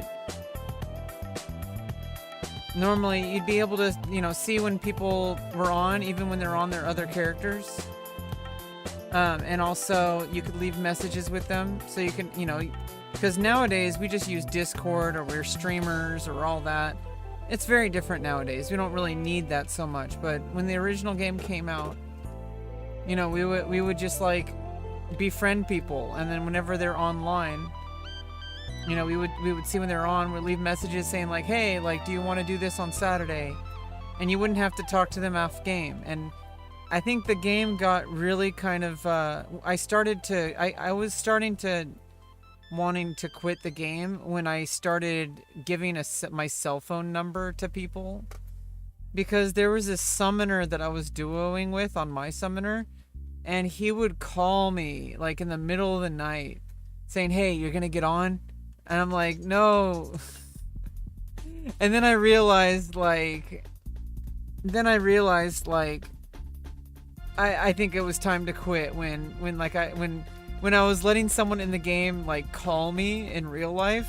I got a new number for it, but like I had like, it was like one of those disposable phones. Yeah, there was like somebody who called me and was like, get on. And I'm like, it was like 2 in the morning, and I was like, what the fuck? I was like, yeah, don't call me that late.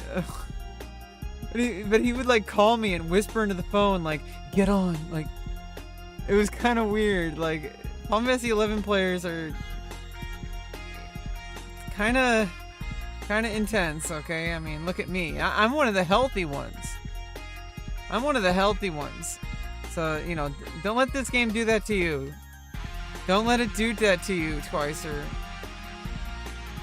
Be a normal person. Be responsible. I'm gonna head out.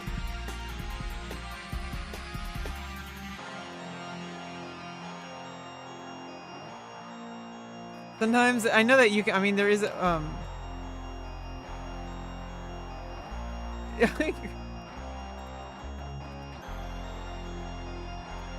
licked. There's a delay on my stream, so I usually like, I'll tell you stuff in game.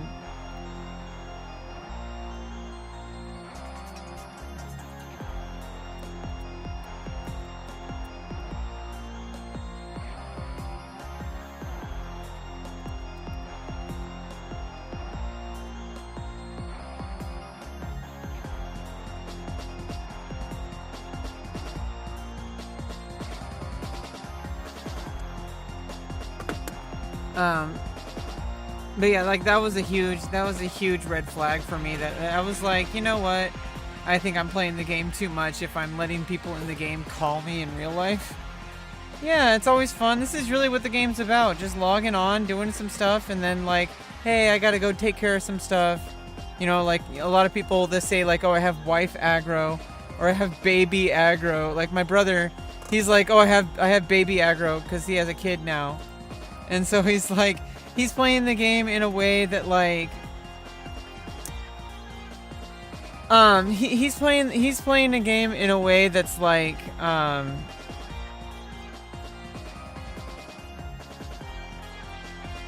he's playing retail, which is a lot more solo friendly. Don't get me wrong, classic is very solo friendly as well. It's just slower. I mean, I guess you could say it's the same pace. It really is the same pace. You gotta take your fish to his swimming class? Wow. That's some dedication for a special needs fish. That would be a huge disadvantage. I mean, imagine being a fish who doesn't know how to swim. That's basically me in real life. Yeah, I don't know. Life can be kind of frustrating, and you know, it's good that we have this game because you know, as much as life can be really fucked up, it's good to be able to like, you know, just like forget about all that and just having a total 100% escape. And you know, I know a lot of people play like World of Warcraft, but I think World of Warcraft is the kind of game that kind of bleeds into, like, it takes away the illusion a lot, like the immersion. Like, I think this game is so much more immersive, which makes it like a total like life escape, more so than I think than unless you have friends, obviously. But if you completely just like don't even use Discord, don't even use Twitch, all you have is the game open, you could completely play the game just fine. And, you know, usually people will do like a link shell wide macros for like endgame in addition to using Discord, because not everybody uses Discord. And also it's good to have visual cues in game, I think, for endgame events, because you need to just have visual cues. Like, you know, cast at, you know, and then like say like the time that you're going to start casting, or, you know, pulling, you know, last ST. You know, like I'll have to teach you about macro making, because I'm a master macro making, especially for, well, I use it for gamepad, so you might have to adjust it. It's a little bit probably harder to do my style of macros without a gamepad, but it's a lot more control, I feel. This game was originally designed for PS2. And so, like, the macros, obviously the game branched off later. It got to the point where they had so many expansions that they stopped maintaining it for PS2. But you can still play the whole game with gamepad. I do. It's really nice. If you can learn how to play gamepad. I'm literally playing with a PS2 controller. Like an actual PS2 adapter that I plugged it in. Like it's a PS2 to USB adapter. Basically turns it into a PS3 controller to the computer, but it's still a PS2 controller. And so it's like, yeah, an Xbox controller. Good. I can teach you my master macro class. I need to do a macro master class. See, there's some YouTube videos I need to make. If I feel compelled enough to, and if I can prepare it well enough. I'm very scatterbrained. It's really hard for me, and this is things I need to work on. I need to be able to like actually sit down and prepare like a script and a plan. I generally do pretty good, like if I just have bullet points, you know, especially something so like relaxed and like casual, like a video game. But still, like YouTube videos are so hard to make. Ugh, I need to stop making excuses and I need to start working on actually doing things. But like one of the things I could do is I could do a masterclass on macros, like a macro masterclass, because macros it's going to be different for every job. But basically, there's a whole bunch of stuff that you can use that'll like, you know, work for every single job. Like there's a certain style of macro making. It works for me at least, and I feel like if more people understood macros, they'd enjoy the game more. I think a lot of people get frustrated and they accidentally miscast, or they like, you know, they misfire a macro or something. But if with my macro system, like you have total control, you're not going to accidentally cast on something. You could always cancel out. You're not going to accidentally use an ability and then have to wait 5 minutes because of the recast.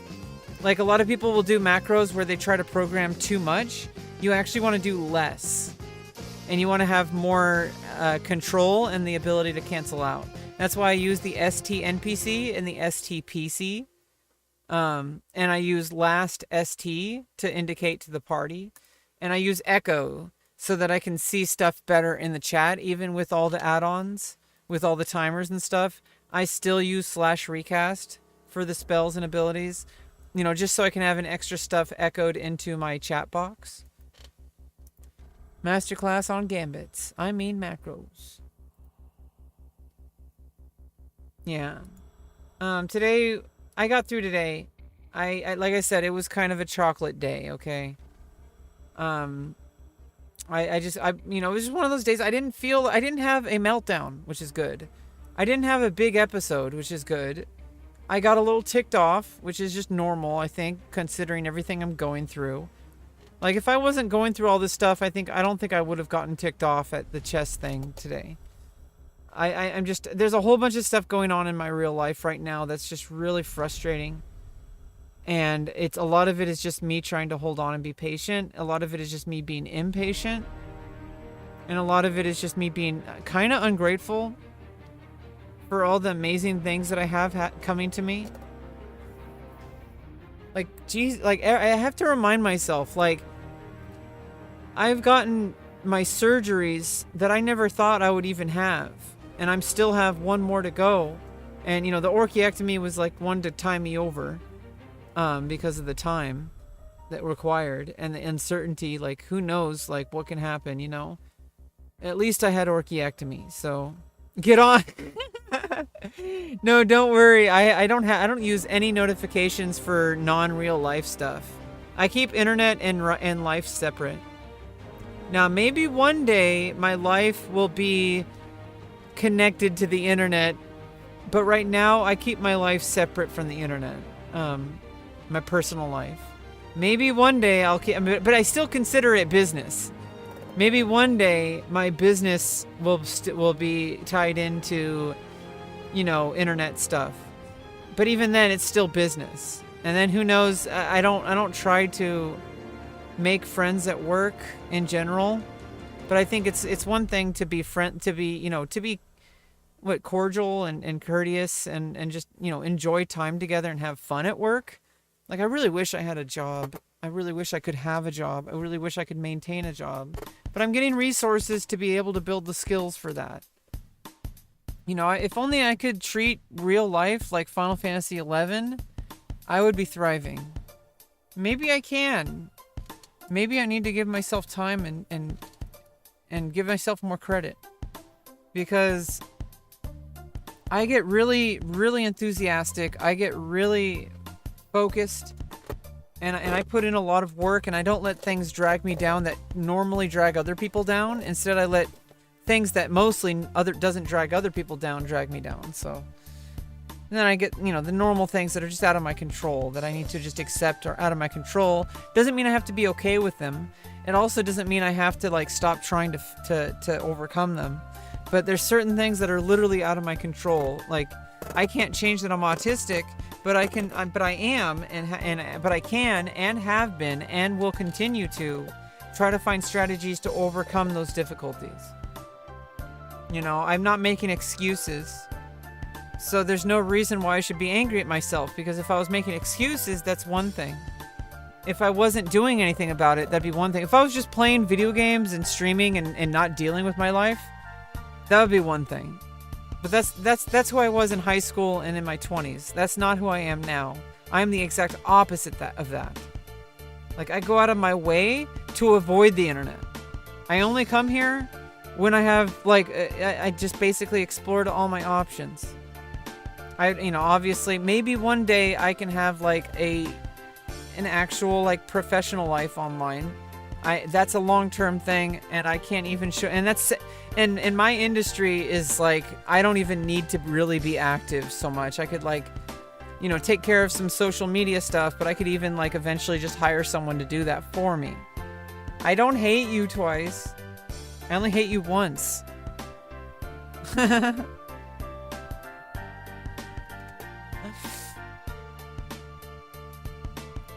No, I mean, the cool thing is once I get things settled in, and obviously long-term career goals are definitely long-term, because it's not the kind of job where you show up and you get a paycheck. It's like it's a different kind of thing. I really wish I could have a job where I could show up and get a paycheck, and then I could still work on my internet stuff. You know, but I really wish I could just go to work and just hang out with people, like build PCs or something. I don't know if there's a Starforge office here in California near San Francisco. Maybe they would give me a job. If there was a Starforge office near San Francisco, but I don't think they're gonna do that. Because then at least I would have a warm, kind of like, hey, look, like, I'm that annoying person on Discord. Can I have a job? At least that's kind of like a warm lead, right? They're like, oh, cool. Yeah, let's do a background check on you first, and then we're gonna hire you. No, I don't think they do background checks that kind of way. You know, like the normal legal stuff. But I'm a pretty decent person, so I'm actually pretty good in real life. I'm actually I just have some really huge deficits at the moment because of COVID isolation and because of just isolation in general. And just, like the issues I have are not unique, but they're like compounded by my issues. So it's like really hard for me to like go out and like convince someone to get me a job. Like it's I can barely make it to the grocery store right now. But I need to start when I have like a purpose, when I have something on my calendar, when I know that someone is going that there is somebody counting on me, I do really well. But when everything's open-ended and I have no real direction, I really suck. I kind of just like lose focus. I don't know what I'm supposed to do. And then I kind of just give up and I feel miserable. Which sucks. I don't know. I'm getting out of this. It's just really tough right now. And I've said this a million times. I'll say it a million times more. Pretty much, I'm not really holding my breath on anything really significant happening in my life until after surgery, recovery. And I'll be able to reassess where I'm at. I'm going to feel so much better. It's not going to solve everything, and it's going to create some new problems too. You know, trust me, I've been a woman for a long time, okay? But I've been living as a woman, for a good amount of time. And I'm very cautious. Okay, the world is a scary fucking place for women, okay? Scary fucking place. And if you're trans, it's also scary. And it's like, it's scary because you're a woman, and it's scary because you're trans. So, I'm not gonna let that stop me. But I'm very much aware of realities, and so sometimes sometimes too aware, sometimes overcompensating, sometimes I don't allow myself to take chances because I'm afraid of somebody hurting me. Like, this is why I'm so alone. Like, I would like to have a boyfriend or girlfriend, or just a partner in general, but I don't think anyone would want to be around me long term.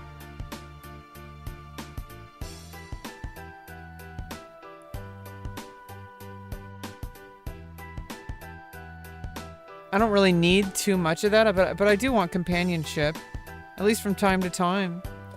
But I can't really force that. I'm going through too much. This is too much to ask someone to take on. I would rather start exploring that, like, a ways off from the surgery, like after the surgery and after like at least 3 or 4 months of recovery, and I'll feel safer going out into the world. I'll have to take care of myself really well. If we're gonna get really serious, I already have 2 holes that people could take advantage of anyway, and I've been taken advantage of before. But then I'm going to have a 3rd one that someone would take advantage of, which I really don't want them to. I want to have that on my own terms. But every woman has to deal with that. So, and also I wasn't safe from that already. Like, in fact, I'll probably be, because people usually target like trans women with because I feel like people target trans women more if we're like, because they're like really like fixated and have like a fetish about, women with penises.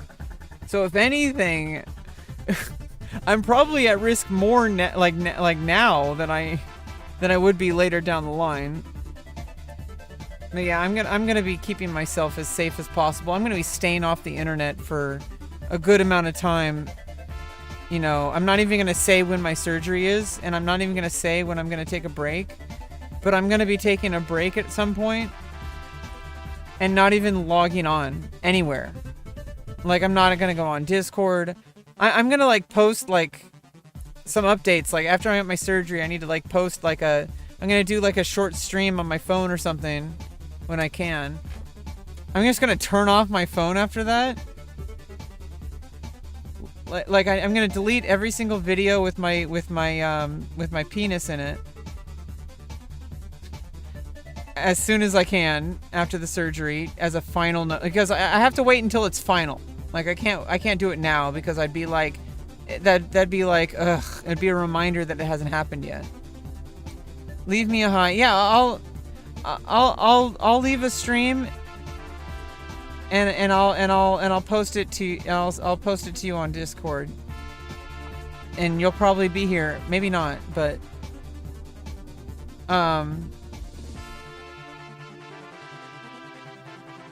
I'm gonna completely log out the internet for like probably like 4 or 5 months after that. We'll see how long that lasts.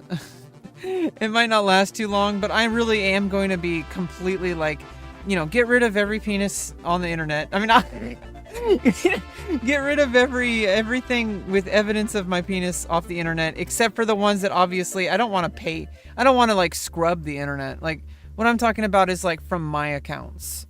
Like all my accounts, I'm gonna delete that. Probably gonna in the future, probably gonna change categories. Actually, but maybe not. I don't really know. I think the algorithm takes care of it. Yeah, I don't know. That's something to have some consultation with for a business strategy thing. Yeah. But you mean XOXO, or do you literally mean XXX? But no, I mean that's basically what I'm gonna do after the surgery. As soon as I can and I feel safe, I'm gonna do an update and say, hey, I made it, and then like log out of, turn off my phone, like delete every single photo and video of me with a penis on the internet, and then just like turn off my phone. I'm gonna ask someone to pay attention in case like any, I mean, cause obviously I'm gonna like check my email, okay? I'm gonna check my email, cause you know, like I need to be, I need to, see, I can't really like completely unplug because I need to make sure that none of my accounts get compromised or anything like that. I don't think it's gonna happen if I'm not gonna be active. Like, if I'm completely inactive for a while, like, I'm already irrelevant. So, you know, not to you, but, like, I'm irrelevant in the grand scheme of things. So, I'm gonna be really hanging low. I'm already laying low right now. Like, I'm already laying low. The get on. Yeah, by then, maybe by the time I get back, you'll be, like, level 75. And then you'll power level me all the way up to get all my stuff. Maybe this is a big master plan to get you addicted to the game so that when I log back in, you can give me all, you can help get me stuff. This is a big master plan. This is why I'm getting the surgery. In fact, like these past 4 years have been a master plan to just get a viewer to get high level in Final Fantasy 11 so that I can have somebody to help me get stuff. That's what all this was about. You found my master plan.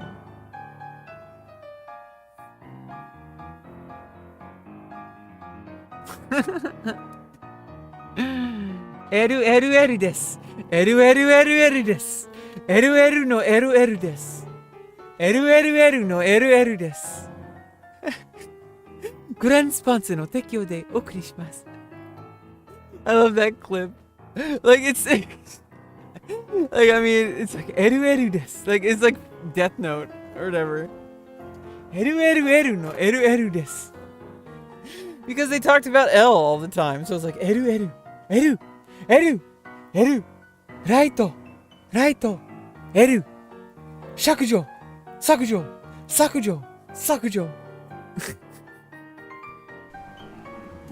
Eru no eru desu.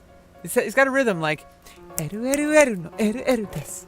Eru no eru desu. It's like dun dun dun dun dun dun dun dun dun dun dun dun dun. It's like ba-dum ba-dum ba-dum ba-dum bum bum bum bum ba-dum bum bum. Oh, adesso noto referenzo. Okay, so yeah, I mean, I'm gonna be making a huge freaking unplug after I, get the nip tuck. Okay, when I get the ultimate tuck, the final tuck, when I get the final tuck, I'm gonna be unplugged for quite a while. And I need it. I definitely need it. And then I'll be able to, figure out what my next steps are. I have a huge strategy. I want to go back to college. Like I said, you weren't here, maybe, but I do want to go get some accounting and business marketing certificates.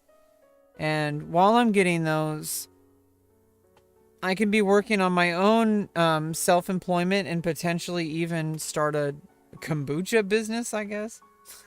I don't know. I'm gonna do something, okay? And I'm gonna be I'm already like studying accounting, just in my spare time, and I'm gonna be starting to study for.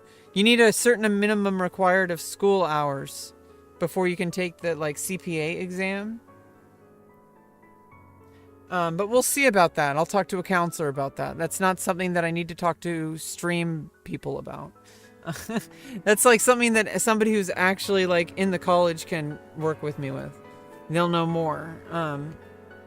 But I do want to get a CPA at some point. But like, I mean, some kind of bookkeeping certificate at least. Some kind of accounting certificate. Some kind of business marketing certificate. Certificates are nice because, they're not the same. They're not as committal as a degree. And I think they're infinitely more important. Some I might just be able to study for an exam and just pay the fee. And I can just study on my own. I don't have to actually do college. But I think some require like a certain amount of hours, but I do have a lot of hours in college, but not specifically for those. So that's where a counselor can come in. A counselor can like say like, "Oh, it looks like you already have this amount of units already. So you're qualified to like take this or this exam." And then in order to take this exam, you have to take these classes or whatever. I'm going to take whatever classes I need to. I'm going to take whatever exams I can possibly take. And obviously the exams are, the certificates are nice. But in the end of the day, I'm willing to just go somewhere, apply to research a company, and go in and just get my foot in the door. And just like, get a job, just get an internship. Just get like an entry level position. I don't need to have like the degree position right away. I don't need to have the certificate position right away. What I can do is I can get my foot in the door, start, gaining trust, and then say like, hey, by the way, I received this certificate, shortly before I got this job. Once I get the right opportunity to talk to somebody who's in charge of advancement of some sort, or even like a CEO or boss, like somebody who's going to be a decision maker, someone who's going to make things happen. But if I'm just like a random applicant, it's going to be extremely competitive. They're going to hire somebody who's already had experience. So instead, I would get in there and just like, get people's coffee, take out the trash, keep the place clean, be very friendly, which is who I am. I know that like I have a tough time on stream, but that's because I share my entire soul here, pretty much. Not the entire soul, but because I allow myself to here. Like this is where I can kind of let my hair down a little bit more. When I'm out in public, I do have issues because of autism and isolation, but usually, unless somebody is like directly like, has, allowed me to be more vulnerable and has made a safe space like that, and unless there's something going on in my life that is extremely harmful, like the uncertainty of being in poverty, of living in my current situation, of having no control over my life really, except for I have this huge medical thing going on. But for the most part, like,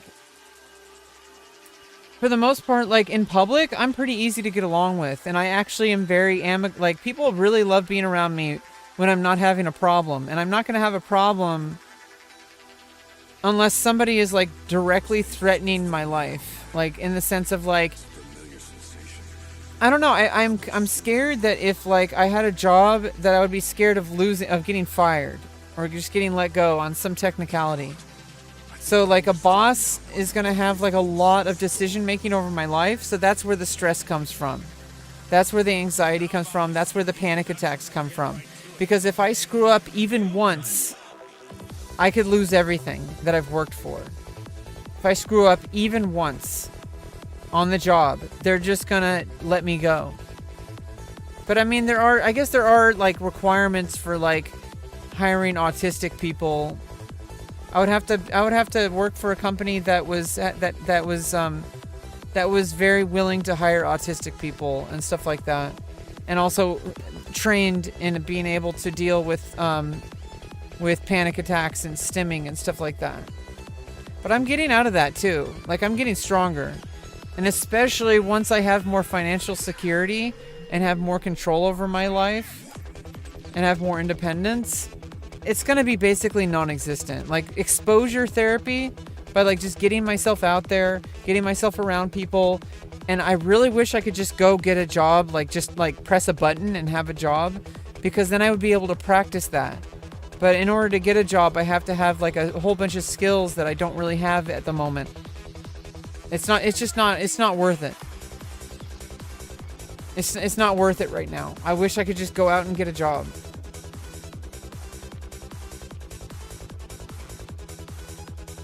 Now's not the time. I have a surgery coming up in a few months. Like, I can't.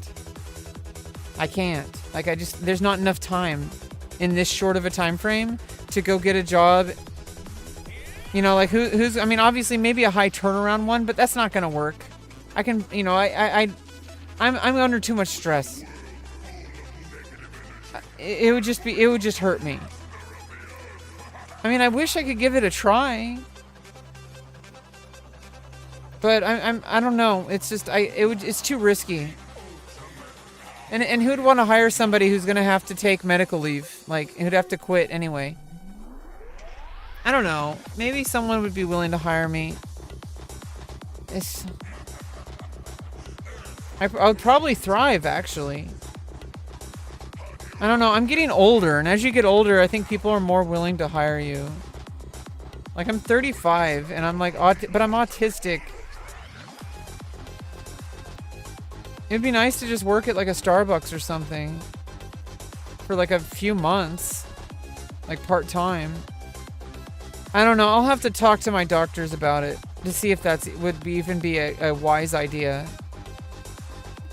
I really want to. Like, I want to just go out and get a job. I really want to just go out and apply for a job. Just give it a chance. I'll talk to my therapist about it first. Because I do want to. I want to be around people. I really miss being around people. I really do. I really do.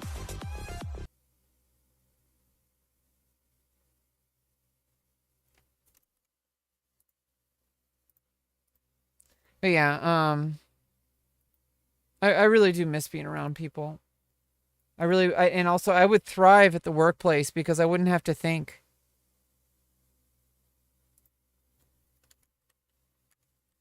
Like, I could just do what I'm told. It's taken, like, my whole life to be able to be ready for being a cog in the machine. I really just want to, like, go to Starbucks and just, like, learn stuff. I mean, because there is a Starbucks.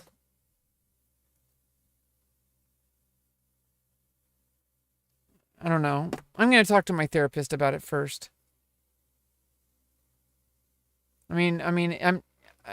If I don't try, then I'm not going to learn. You know, it would help pass the time. It would give me some extra money. I would only be able to work part-time because I would lose my benefits if I worked more. I mean, it would require me to tell SSI that I have a job, and if I lose the job, then there would be a delay in my benefits. And I can't really afford that right now. I would be glued, I would be locked into the job.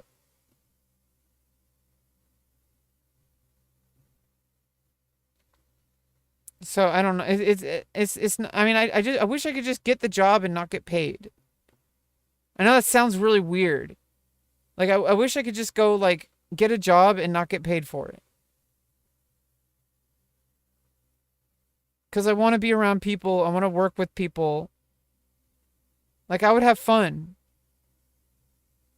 I mean, I say that now. Like I feel like the money part adds the stress.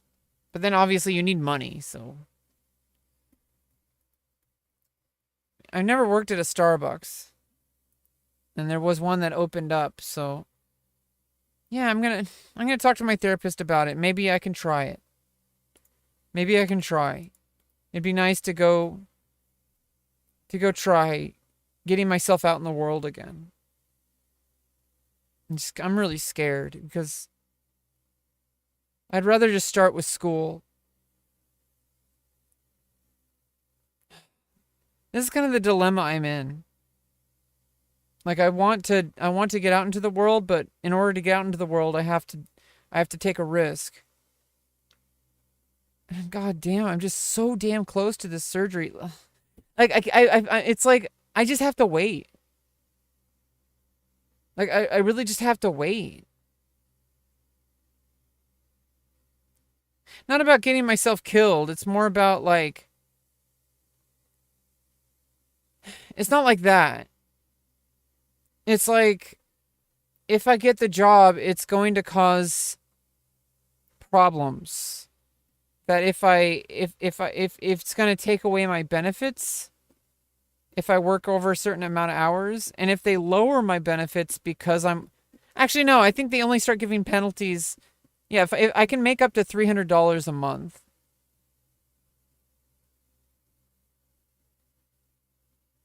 Before they start taking away benefits, but even if they wouldn't take away like very much. So I could work like maybe like 14 to 20 hours a week. I would explain my situation to the hiring manager. I'd be like, hey, like I have surgery coming up. I have SSI benefits and I really just want to be social and learn some life skills. That would probably be what I would say in the interview. Like that would be the interview. That would probably get me the job, actually.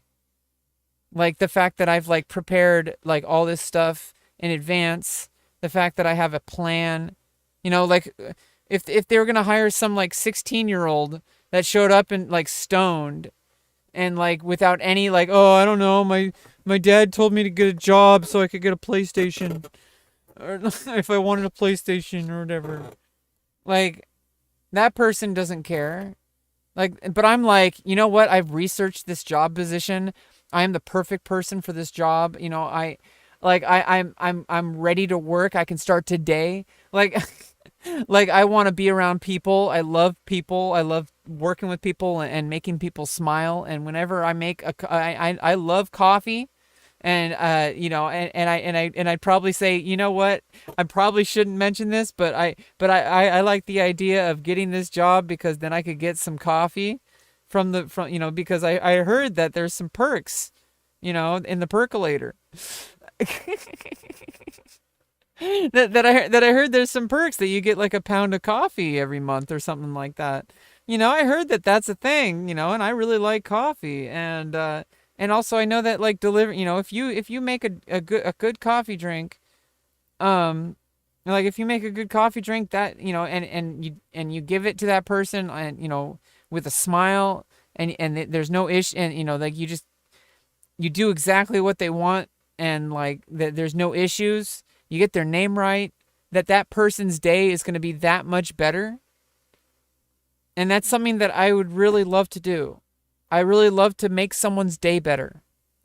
That like me being at this job makes someone's day better and makes the people I work with easier because I'm willing to put in the work and the effort, and I have the drive and the knowledge and the dedication to be able to learn whatever skill is necessary to have no hiccups in the workday at all.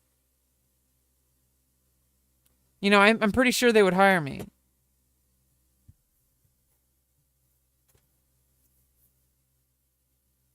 But I would have to explain my situation. But, you know, there is a situation. I have been working towards this surgery for at least 4 years that I've known I've needed for a very long time. Since I was in my since I was probably 17 or 18. And for the past 4 years, I've been working towards that. And I already have insurance paying for it. And so, like, I'm not, like, trying to get the job just for the insurance, so they know that. Like, I need to make sure that they would know that. So that's, like, I'm not just getting the job for that I'm getting the job for personal empowerment, for personal skill building. Like, I think they want to hire people that are, like, I want to be around people, and I'm genuine. Like, I really do want to be around people. I want to socialize with people, you know, in a friendly work environment. I'm not there to make friends, but I'm friendly. And I like smiling and seeing other people smile. And I know that it's hard work, you know, but I'm willing to put in the work. You know, I do what needs to be done. I do have autism issues, but I'm working with a medical team, seeing a therapist every week to make sure that that's under control. And if need be, if need be, like, I could even get, like, a letter of recommendation from my therapist. You know, so that they can feel, but, like, if it will make you feel better, I can have my therapist write a letter of approval that I am able to fulfill the job roles, the job position. You know, like, I think I have a lot going for me, that I could get a job at Starbucks. And I'd love to learn how to make coffee drinks. I think that would be really exciting.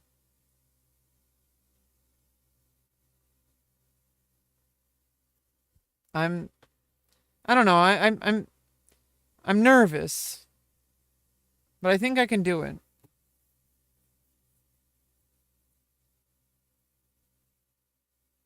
I wish I had this drive when I was a teenager. Jeez. Yeah, I don't know. I'm maybe it's fine. Maybe it's too much. I'm going to talk to my therapist about it first. I don't think I should do anything like get a job or something. That's like that's a big change. Like, right now, I literally don't have any responsibilities except for, like, medical needs. I don't have any responsibilities except for trying to get my needs met. But you know what? If I was able to push myself to at least get to a job interview, even if I don't get the job, just having the experience of going through a job interview would be huge for my self-confidence. And if I get the job and I find out it's too much for me, I could leave. You know, it's at-will employment. I could say, you know what? Like, this is too much. I can't come in next time. I wouldn't even put my 2 weeks in. I know that wouldn't be really great as a reference, but I would have to be real with them that I am not. If I felt like I couldn't stay, I would not be able to put in 2 weeks. But I mean, I'm not a no-call, no-show. I would do my best to finish the workday. But if I had to, I would just say, you know what? I can't handle this. I need to talk to my therapist about this, because this was, like, if that ends up, you know, I'm going to try to avoid that. But if that, you know, that is a real possibility, that I would just have to leave. And hopefully, like, I find a manager that would be understanding of, like, my issues. And hopefully be able to work with me, so that if I, you know, like, have accommodations, not just have, see, I'm communicative. I try to find solutions that if I had a problem like that in the workplace, I would try to find a way to minimize it. And then as soon as I'm able to, I would have a discussion with my manager about it and see what possible solutions that it can be prevented next time. And if it's just too much, I would have to leave. I would just say, you know what, this was a good experience, but I just can't handle this at this time in my life right now. And then, I don't know, I'm not planning. I have to plan for these kind of things because they're very likely to happen.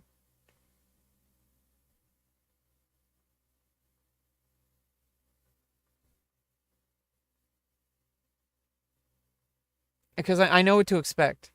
But I also don't want to be a self-fulfilling prophecy. But these are very real issues I face that I'm very aware of. I have like a team of doctors that I've worked with trying to overcome them.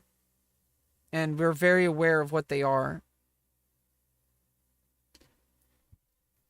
Even just talking about it right now is kind of getting me excited. It would be nice to work at a Starbucks. And I'd get to see a whole bunch of people, even angry people. In fact, angry people kind of make me smile. Am I a psychopath? Angry people kind of make me smile. Because it's like, glad I'm not them. Like, imagine getting angry at a Starbucks worker. That person must be having a really tough time. To get angry at a Starbucks worker? Like, I would just do my best to, mitigate the situation, but it wouldn't be, like, pleasant. But it kind of makes me smile a bit. Because it's like, wow, like, glad I'm not that person. Like, imagine the person who's, like, they have, like a six-figure salary or whatever, and they go into Starbucks, and they're all pissed because they're like, oh, you just make minimum wage. I'm better than you. And it's like, clearly not.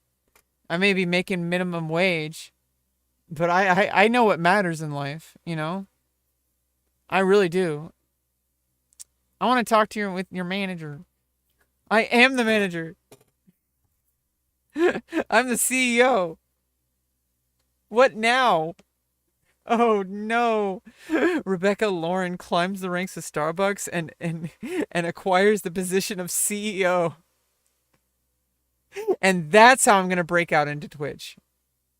See,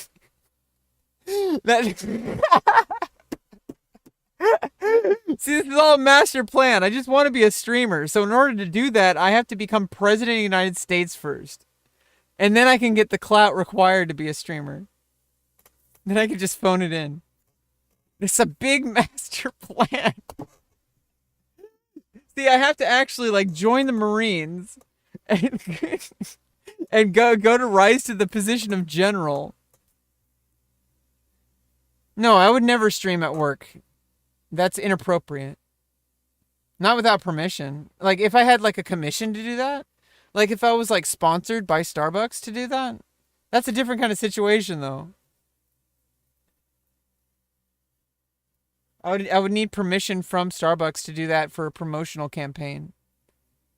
See, I'm a businesswoman. You understand? I don't just do shit. That's how you lose opportunities. That's how you lose sponsorships. You got to work with people. You have to work with them. You don't just try to, skirt the rules. You are the skirt. Yeah, I don't know. I think I have what it takes to be a strong businesswoman. I mean, I am a strong businesswoman. What am I talking about?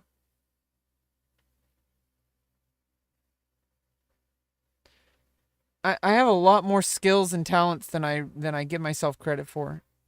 That if I'm in a position where I have opportunities, I take those opportunities and I thrive in them.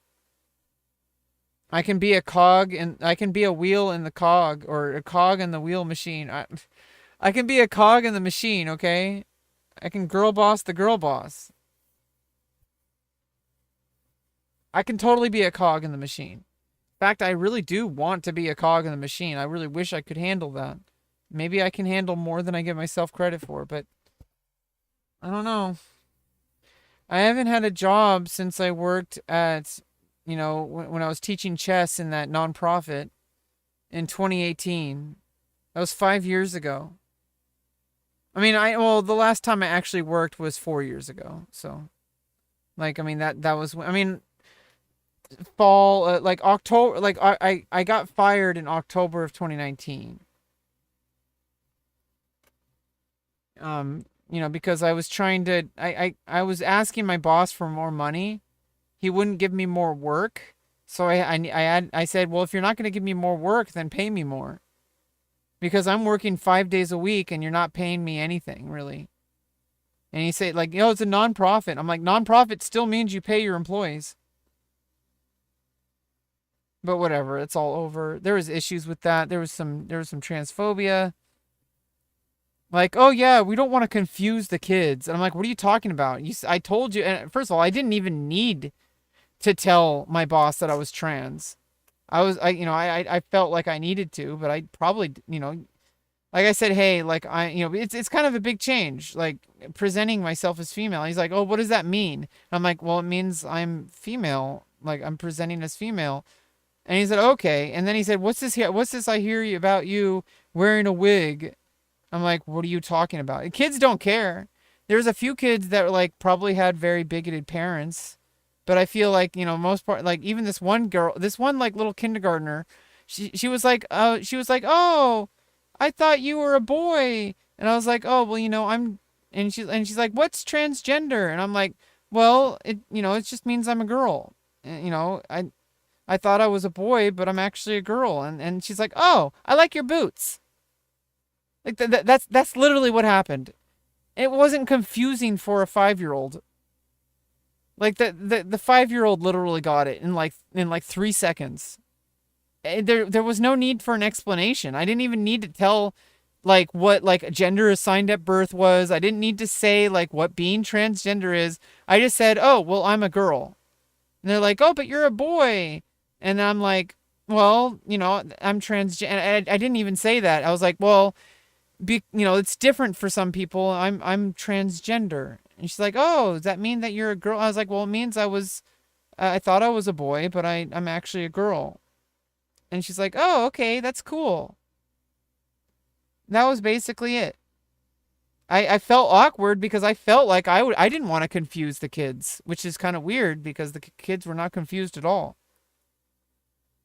Like I didn't want to overdo it because I know that a lot of people are, I mean, I was afraid that if I like, because there's all these like right-wing people that are like the conservative people that are like, oh, you're grooming kids or whatever by telling them that you're trying to brainwash them or whatever. It's like I was trying to be extra careful not to get in trouble with the school and I don't like, this is why I needed to quit that job anyway, is that I feel a lot of pressure when I'm working with kids because I was one of the kids that fell through the cracks and I would never want to do that to another kid by saying or saying things or speaking in a certain way that would make a kid feel bad or feel like nobody cares about them or say something that like harms them.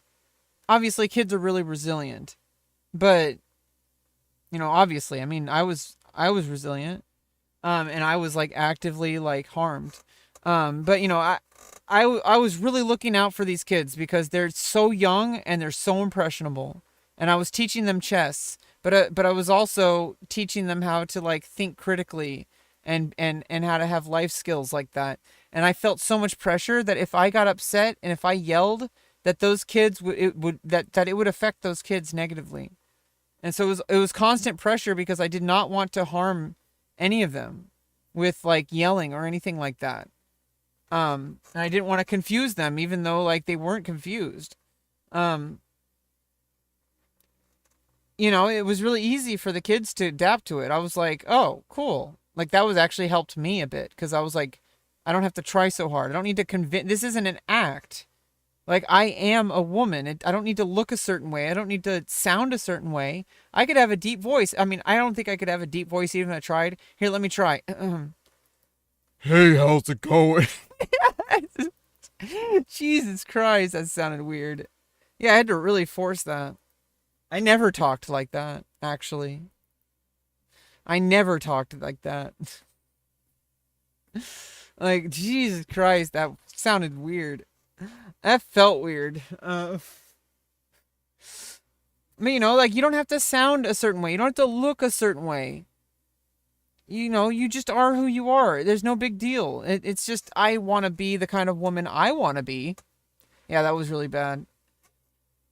I want to be the kind of woman I want to be, which involves caring about my skin and hair and looking pretty in my opinion. What pretty looks like is not necessarily the same as what other people. Galka voice acting. Huh, huh, huh. Yeah.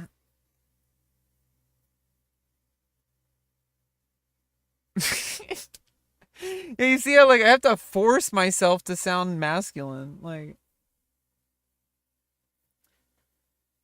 it's like you can always tell. Like there's like when women like try to do masculine voice, it's all like, "Hey, how's it? How you doing?" And then there's like when guys trying to sound like women, they're like, "Oh, hey." Like, "Hi, I'm Mickey Mouse." Like there's always this like huge like falseness to it. Like nobody, like no guy talks like that. No girl talks like no women talk like that. Like most women I know have an even lower voice than I do. I mean not most, but like a lot of women I know like have like a more like kind of like lower voice. You're a cat girl? Oh hey, I'm a cat girl. Ooh, ooh.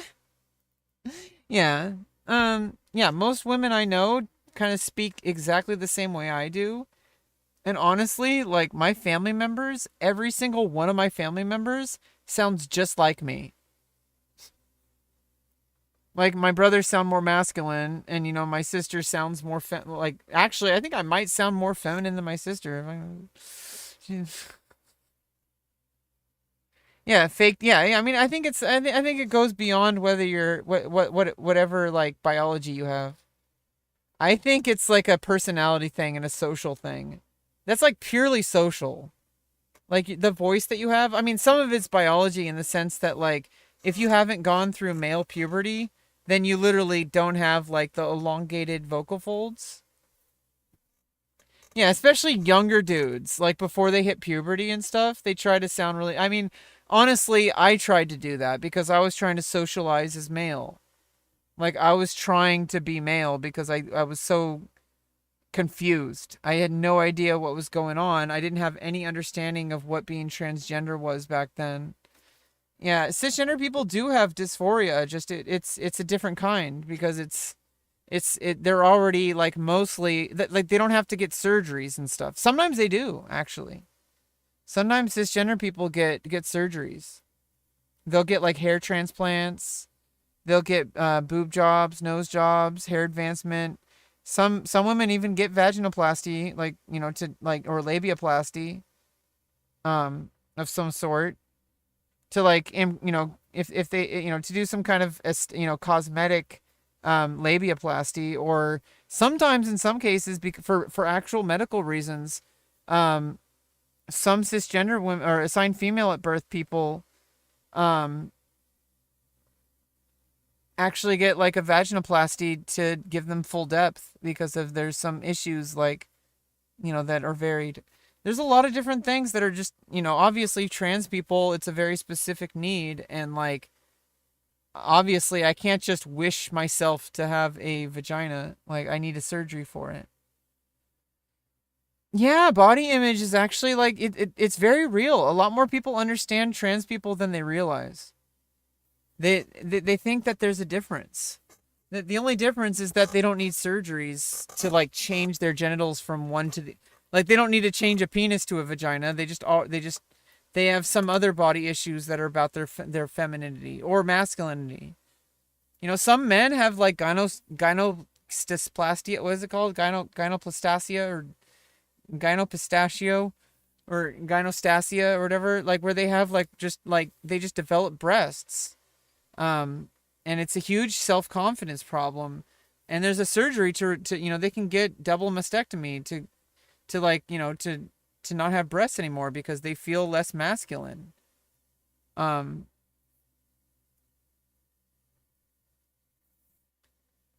like a lot of and men will get like, they'll grow out their beard because they want to be more masculine. Yeah, gynecomastia, yeah. Gynecomastia. Some men have that and they don't have a problem with it. They're like, whatever.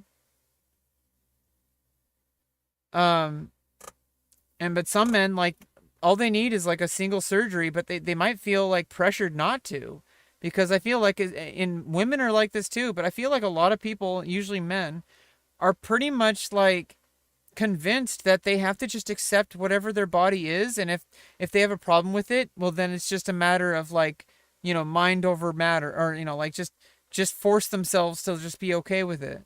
But it's like, if there's a surgery that can make you happy, and you've tried other options that are safer than a surgery, and you're still miserable, or not miserable, but like you just have super low confidence, that's going to affect every single area of your life. And there's a lot more people that are going to be able to relate to trans people than I think people realize. That like a lot of the stuff is just common, and also I need to see that from the other way around, that I'm not unique just for being trans. That I have, obviously I'm unique in the sense that like I need to get my genitals changed, but like at the same time, like it's not something unique. Yeah, like some people hate their facial hair, but I mean, are you willing to go get like laser removal or? Oh, you mean longer facial hair? Yeah, I mean, some things are actually like, some things are attainable. Some things are just genetic. But there's a path forward, and it's like, how much are you willing to work for it? And some things you can actually work for, like getting more muscular. You can't really do that without like a special diet if your body type is not automatically like thicker. Longer hair in your head, facial laser. Yeah, I mean, if you don't, I mean, just remember, like, if it only works on dark hair, but just remember it's permanent. Or pretty permanent, pretty damn permanent. Electrolysis is always permanent. But electrolysis is way more expensive. If you get laser hair removal, it's gonna be, you're pretty much never gonna be able to get a beard again. It's gonna be patchy at best. And so like you have to be really careful before you do something like that. But then again, some people see, this is like, people do shit like this all the time. They like get pregnant at like 13 or 14 and they raise a baby, and then like people are like, "Oh, well, you have to live with your choices."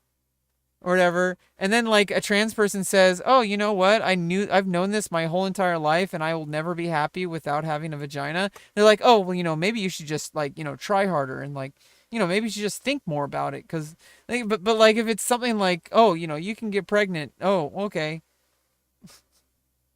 Yeah, I mean, you're in charge of your own self, and you understand the risks, obviously. Then, you make your own choices. People get tattoos all the time. Those are pretty damn permanent. You can get them removed, but it's going to damage your skin permanently. Like, people make permanent decisions all the time. And, like, I feel like people hyperfixate on, like, transgender medicine. But it's like, people do this shit all the time. And without any kind of counsel, either. You can, if you're 18, you can just go in and get a tattoo. No one's going to stop you. Even though it's a pretty fucking permanent thing. Yeah, most things are like, I mean, being alive is like not permanent, but like at any moment, like something can happen that'll change your life forever. So like it's just a part of life. And who gives a fuck? Like, I'd rather make it to the finish line happy than live longer but like miserable the whole time. I'd rather know that I did something to make my life happier, to be better in this fucking miserable existence that we have, that has some really good fucking moments. Really fucking good moments. And I'm aiming for a life that's going to have more of those moments. But it's not like anything's going to be perfect. Nothing's perfect. A perfect life is a life that you haven't lived at all. Like, okay, yeah, maybe a baby had a perfect life because they didn't have to live it. Right? Like, if you make it anywhere in life at all, you've gone through some shit. It's what life is. It's a series of experiences that we have. It's a series of experiences. And some of those experiences are like pleasant, some aren't so pleasant. But in the end of the day, like, would you really want to live life without any experience? Like, you can, like, I have actual scars on my body. And I can look at that and say, like, you know what? Damn. Like, I've lived my life. And I still have plenty of life to live, too. And, you know, going through this, like, transformation, I would say this is a pretty fucking good life. That I've actually taken the risk and the chance to actually do something that most people will never have the courage to do. And if they do, that, you know, like, they don't really get, like, as much support as I have. Like, I've had so much support. And I've had my surgeries greenlit. And I still get worried about it. I still get upset. And I still feel ungrateful that I've, like, had so much given to me. So much of this beautiful gift of hope that for the first time in my life, I feel like there's hope. And there's some people that can't get this surgery at all, let alone the others. I mean, like, I've gotten facial feminization, something I never thought I would have. That made a huge difference. A huge fucking difference.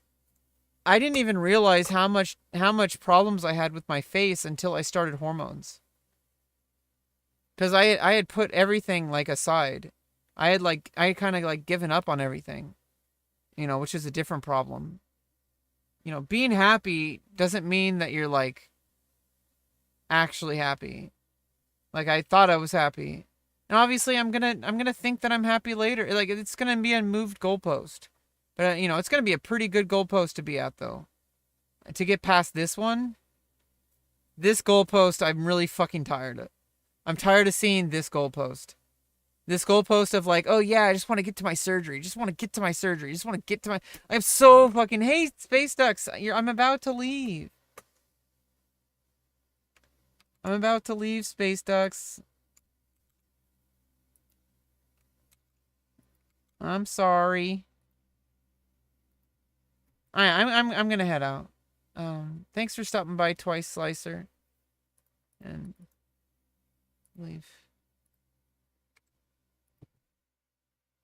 See ya.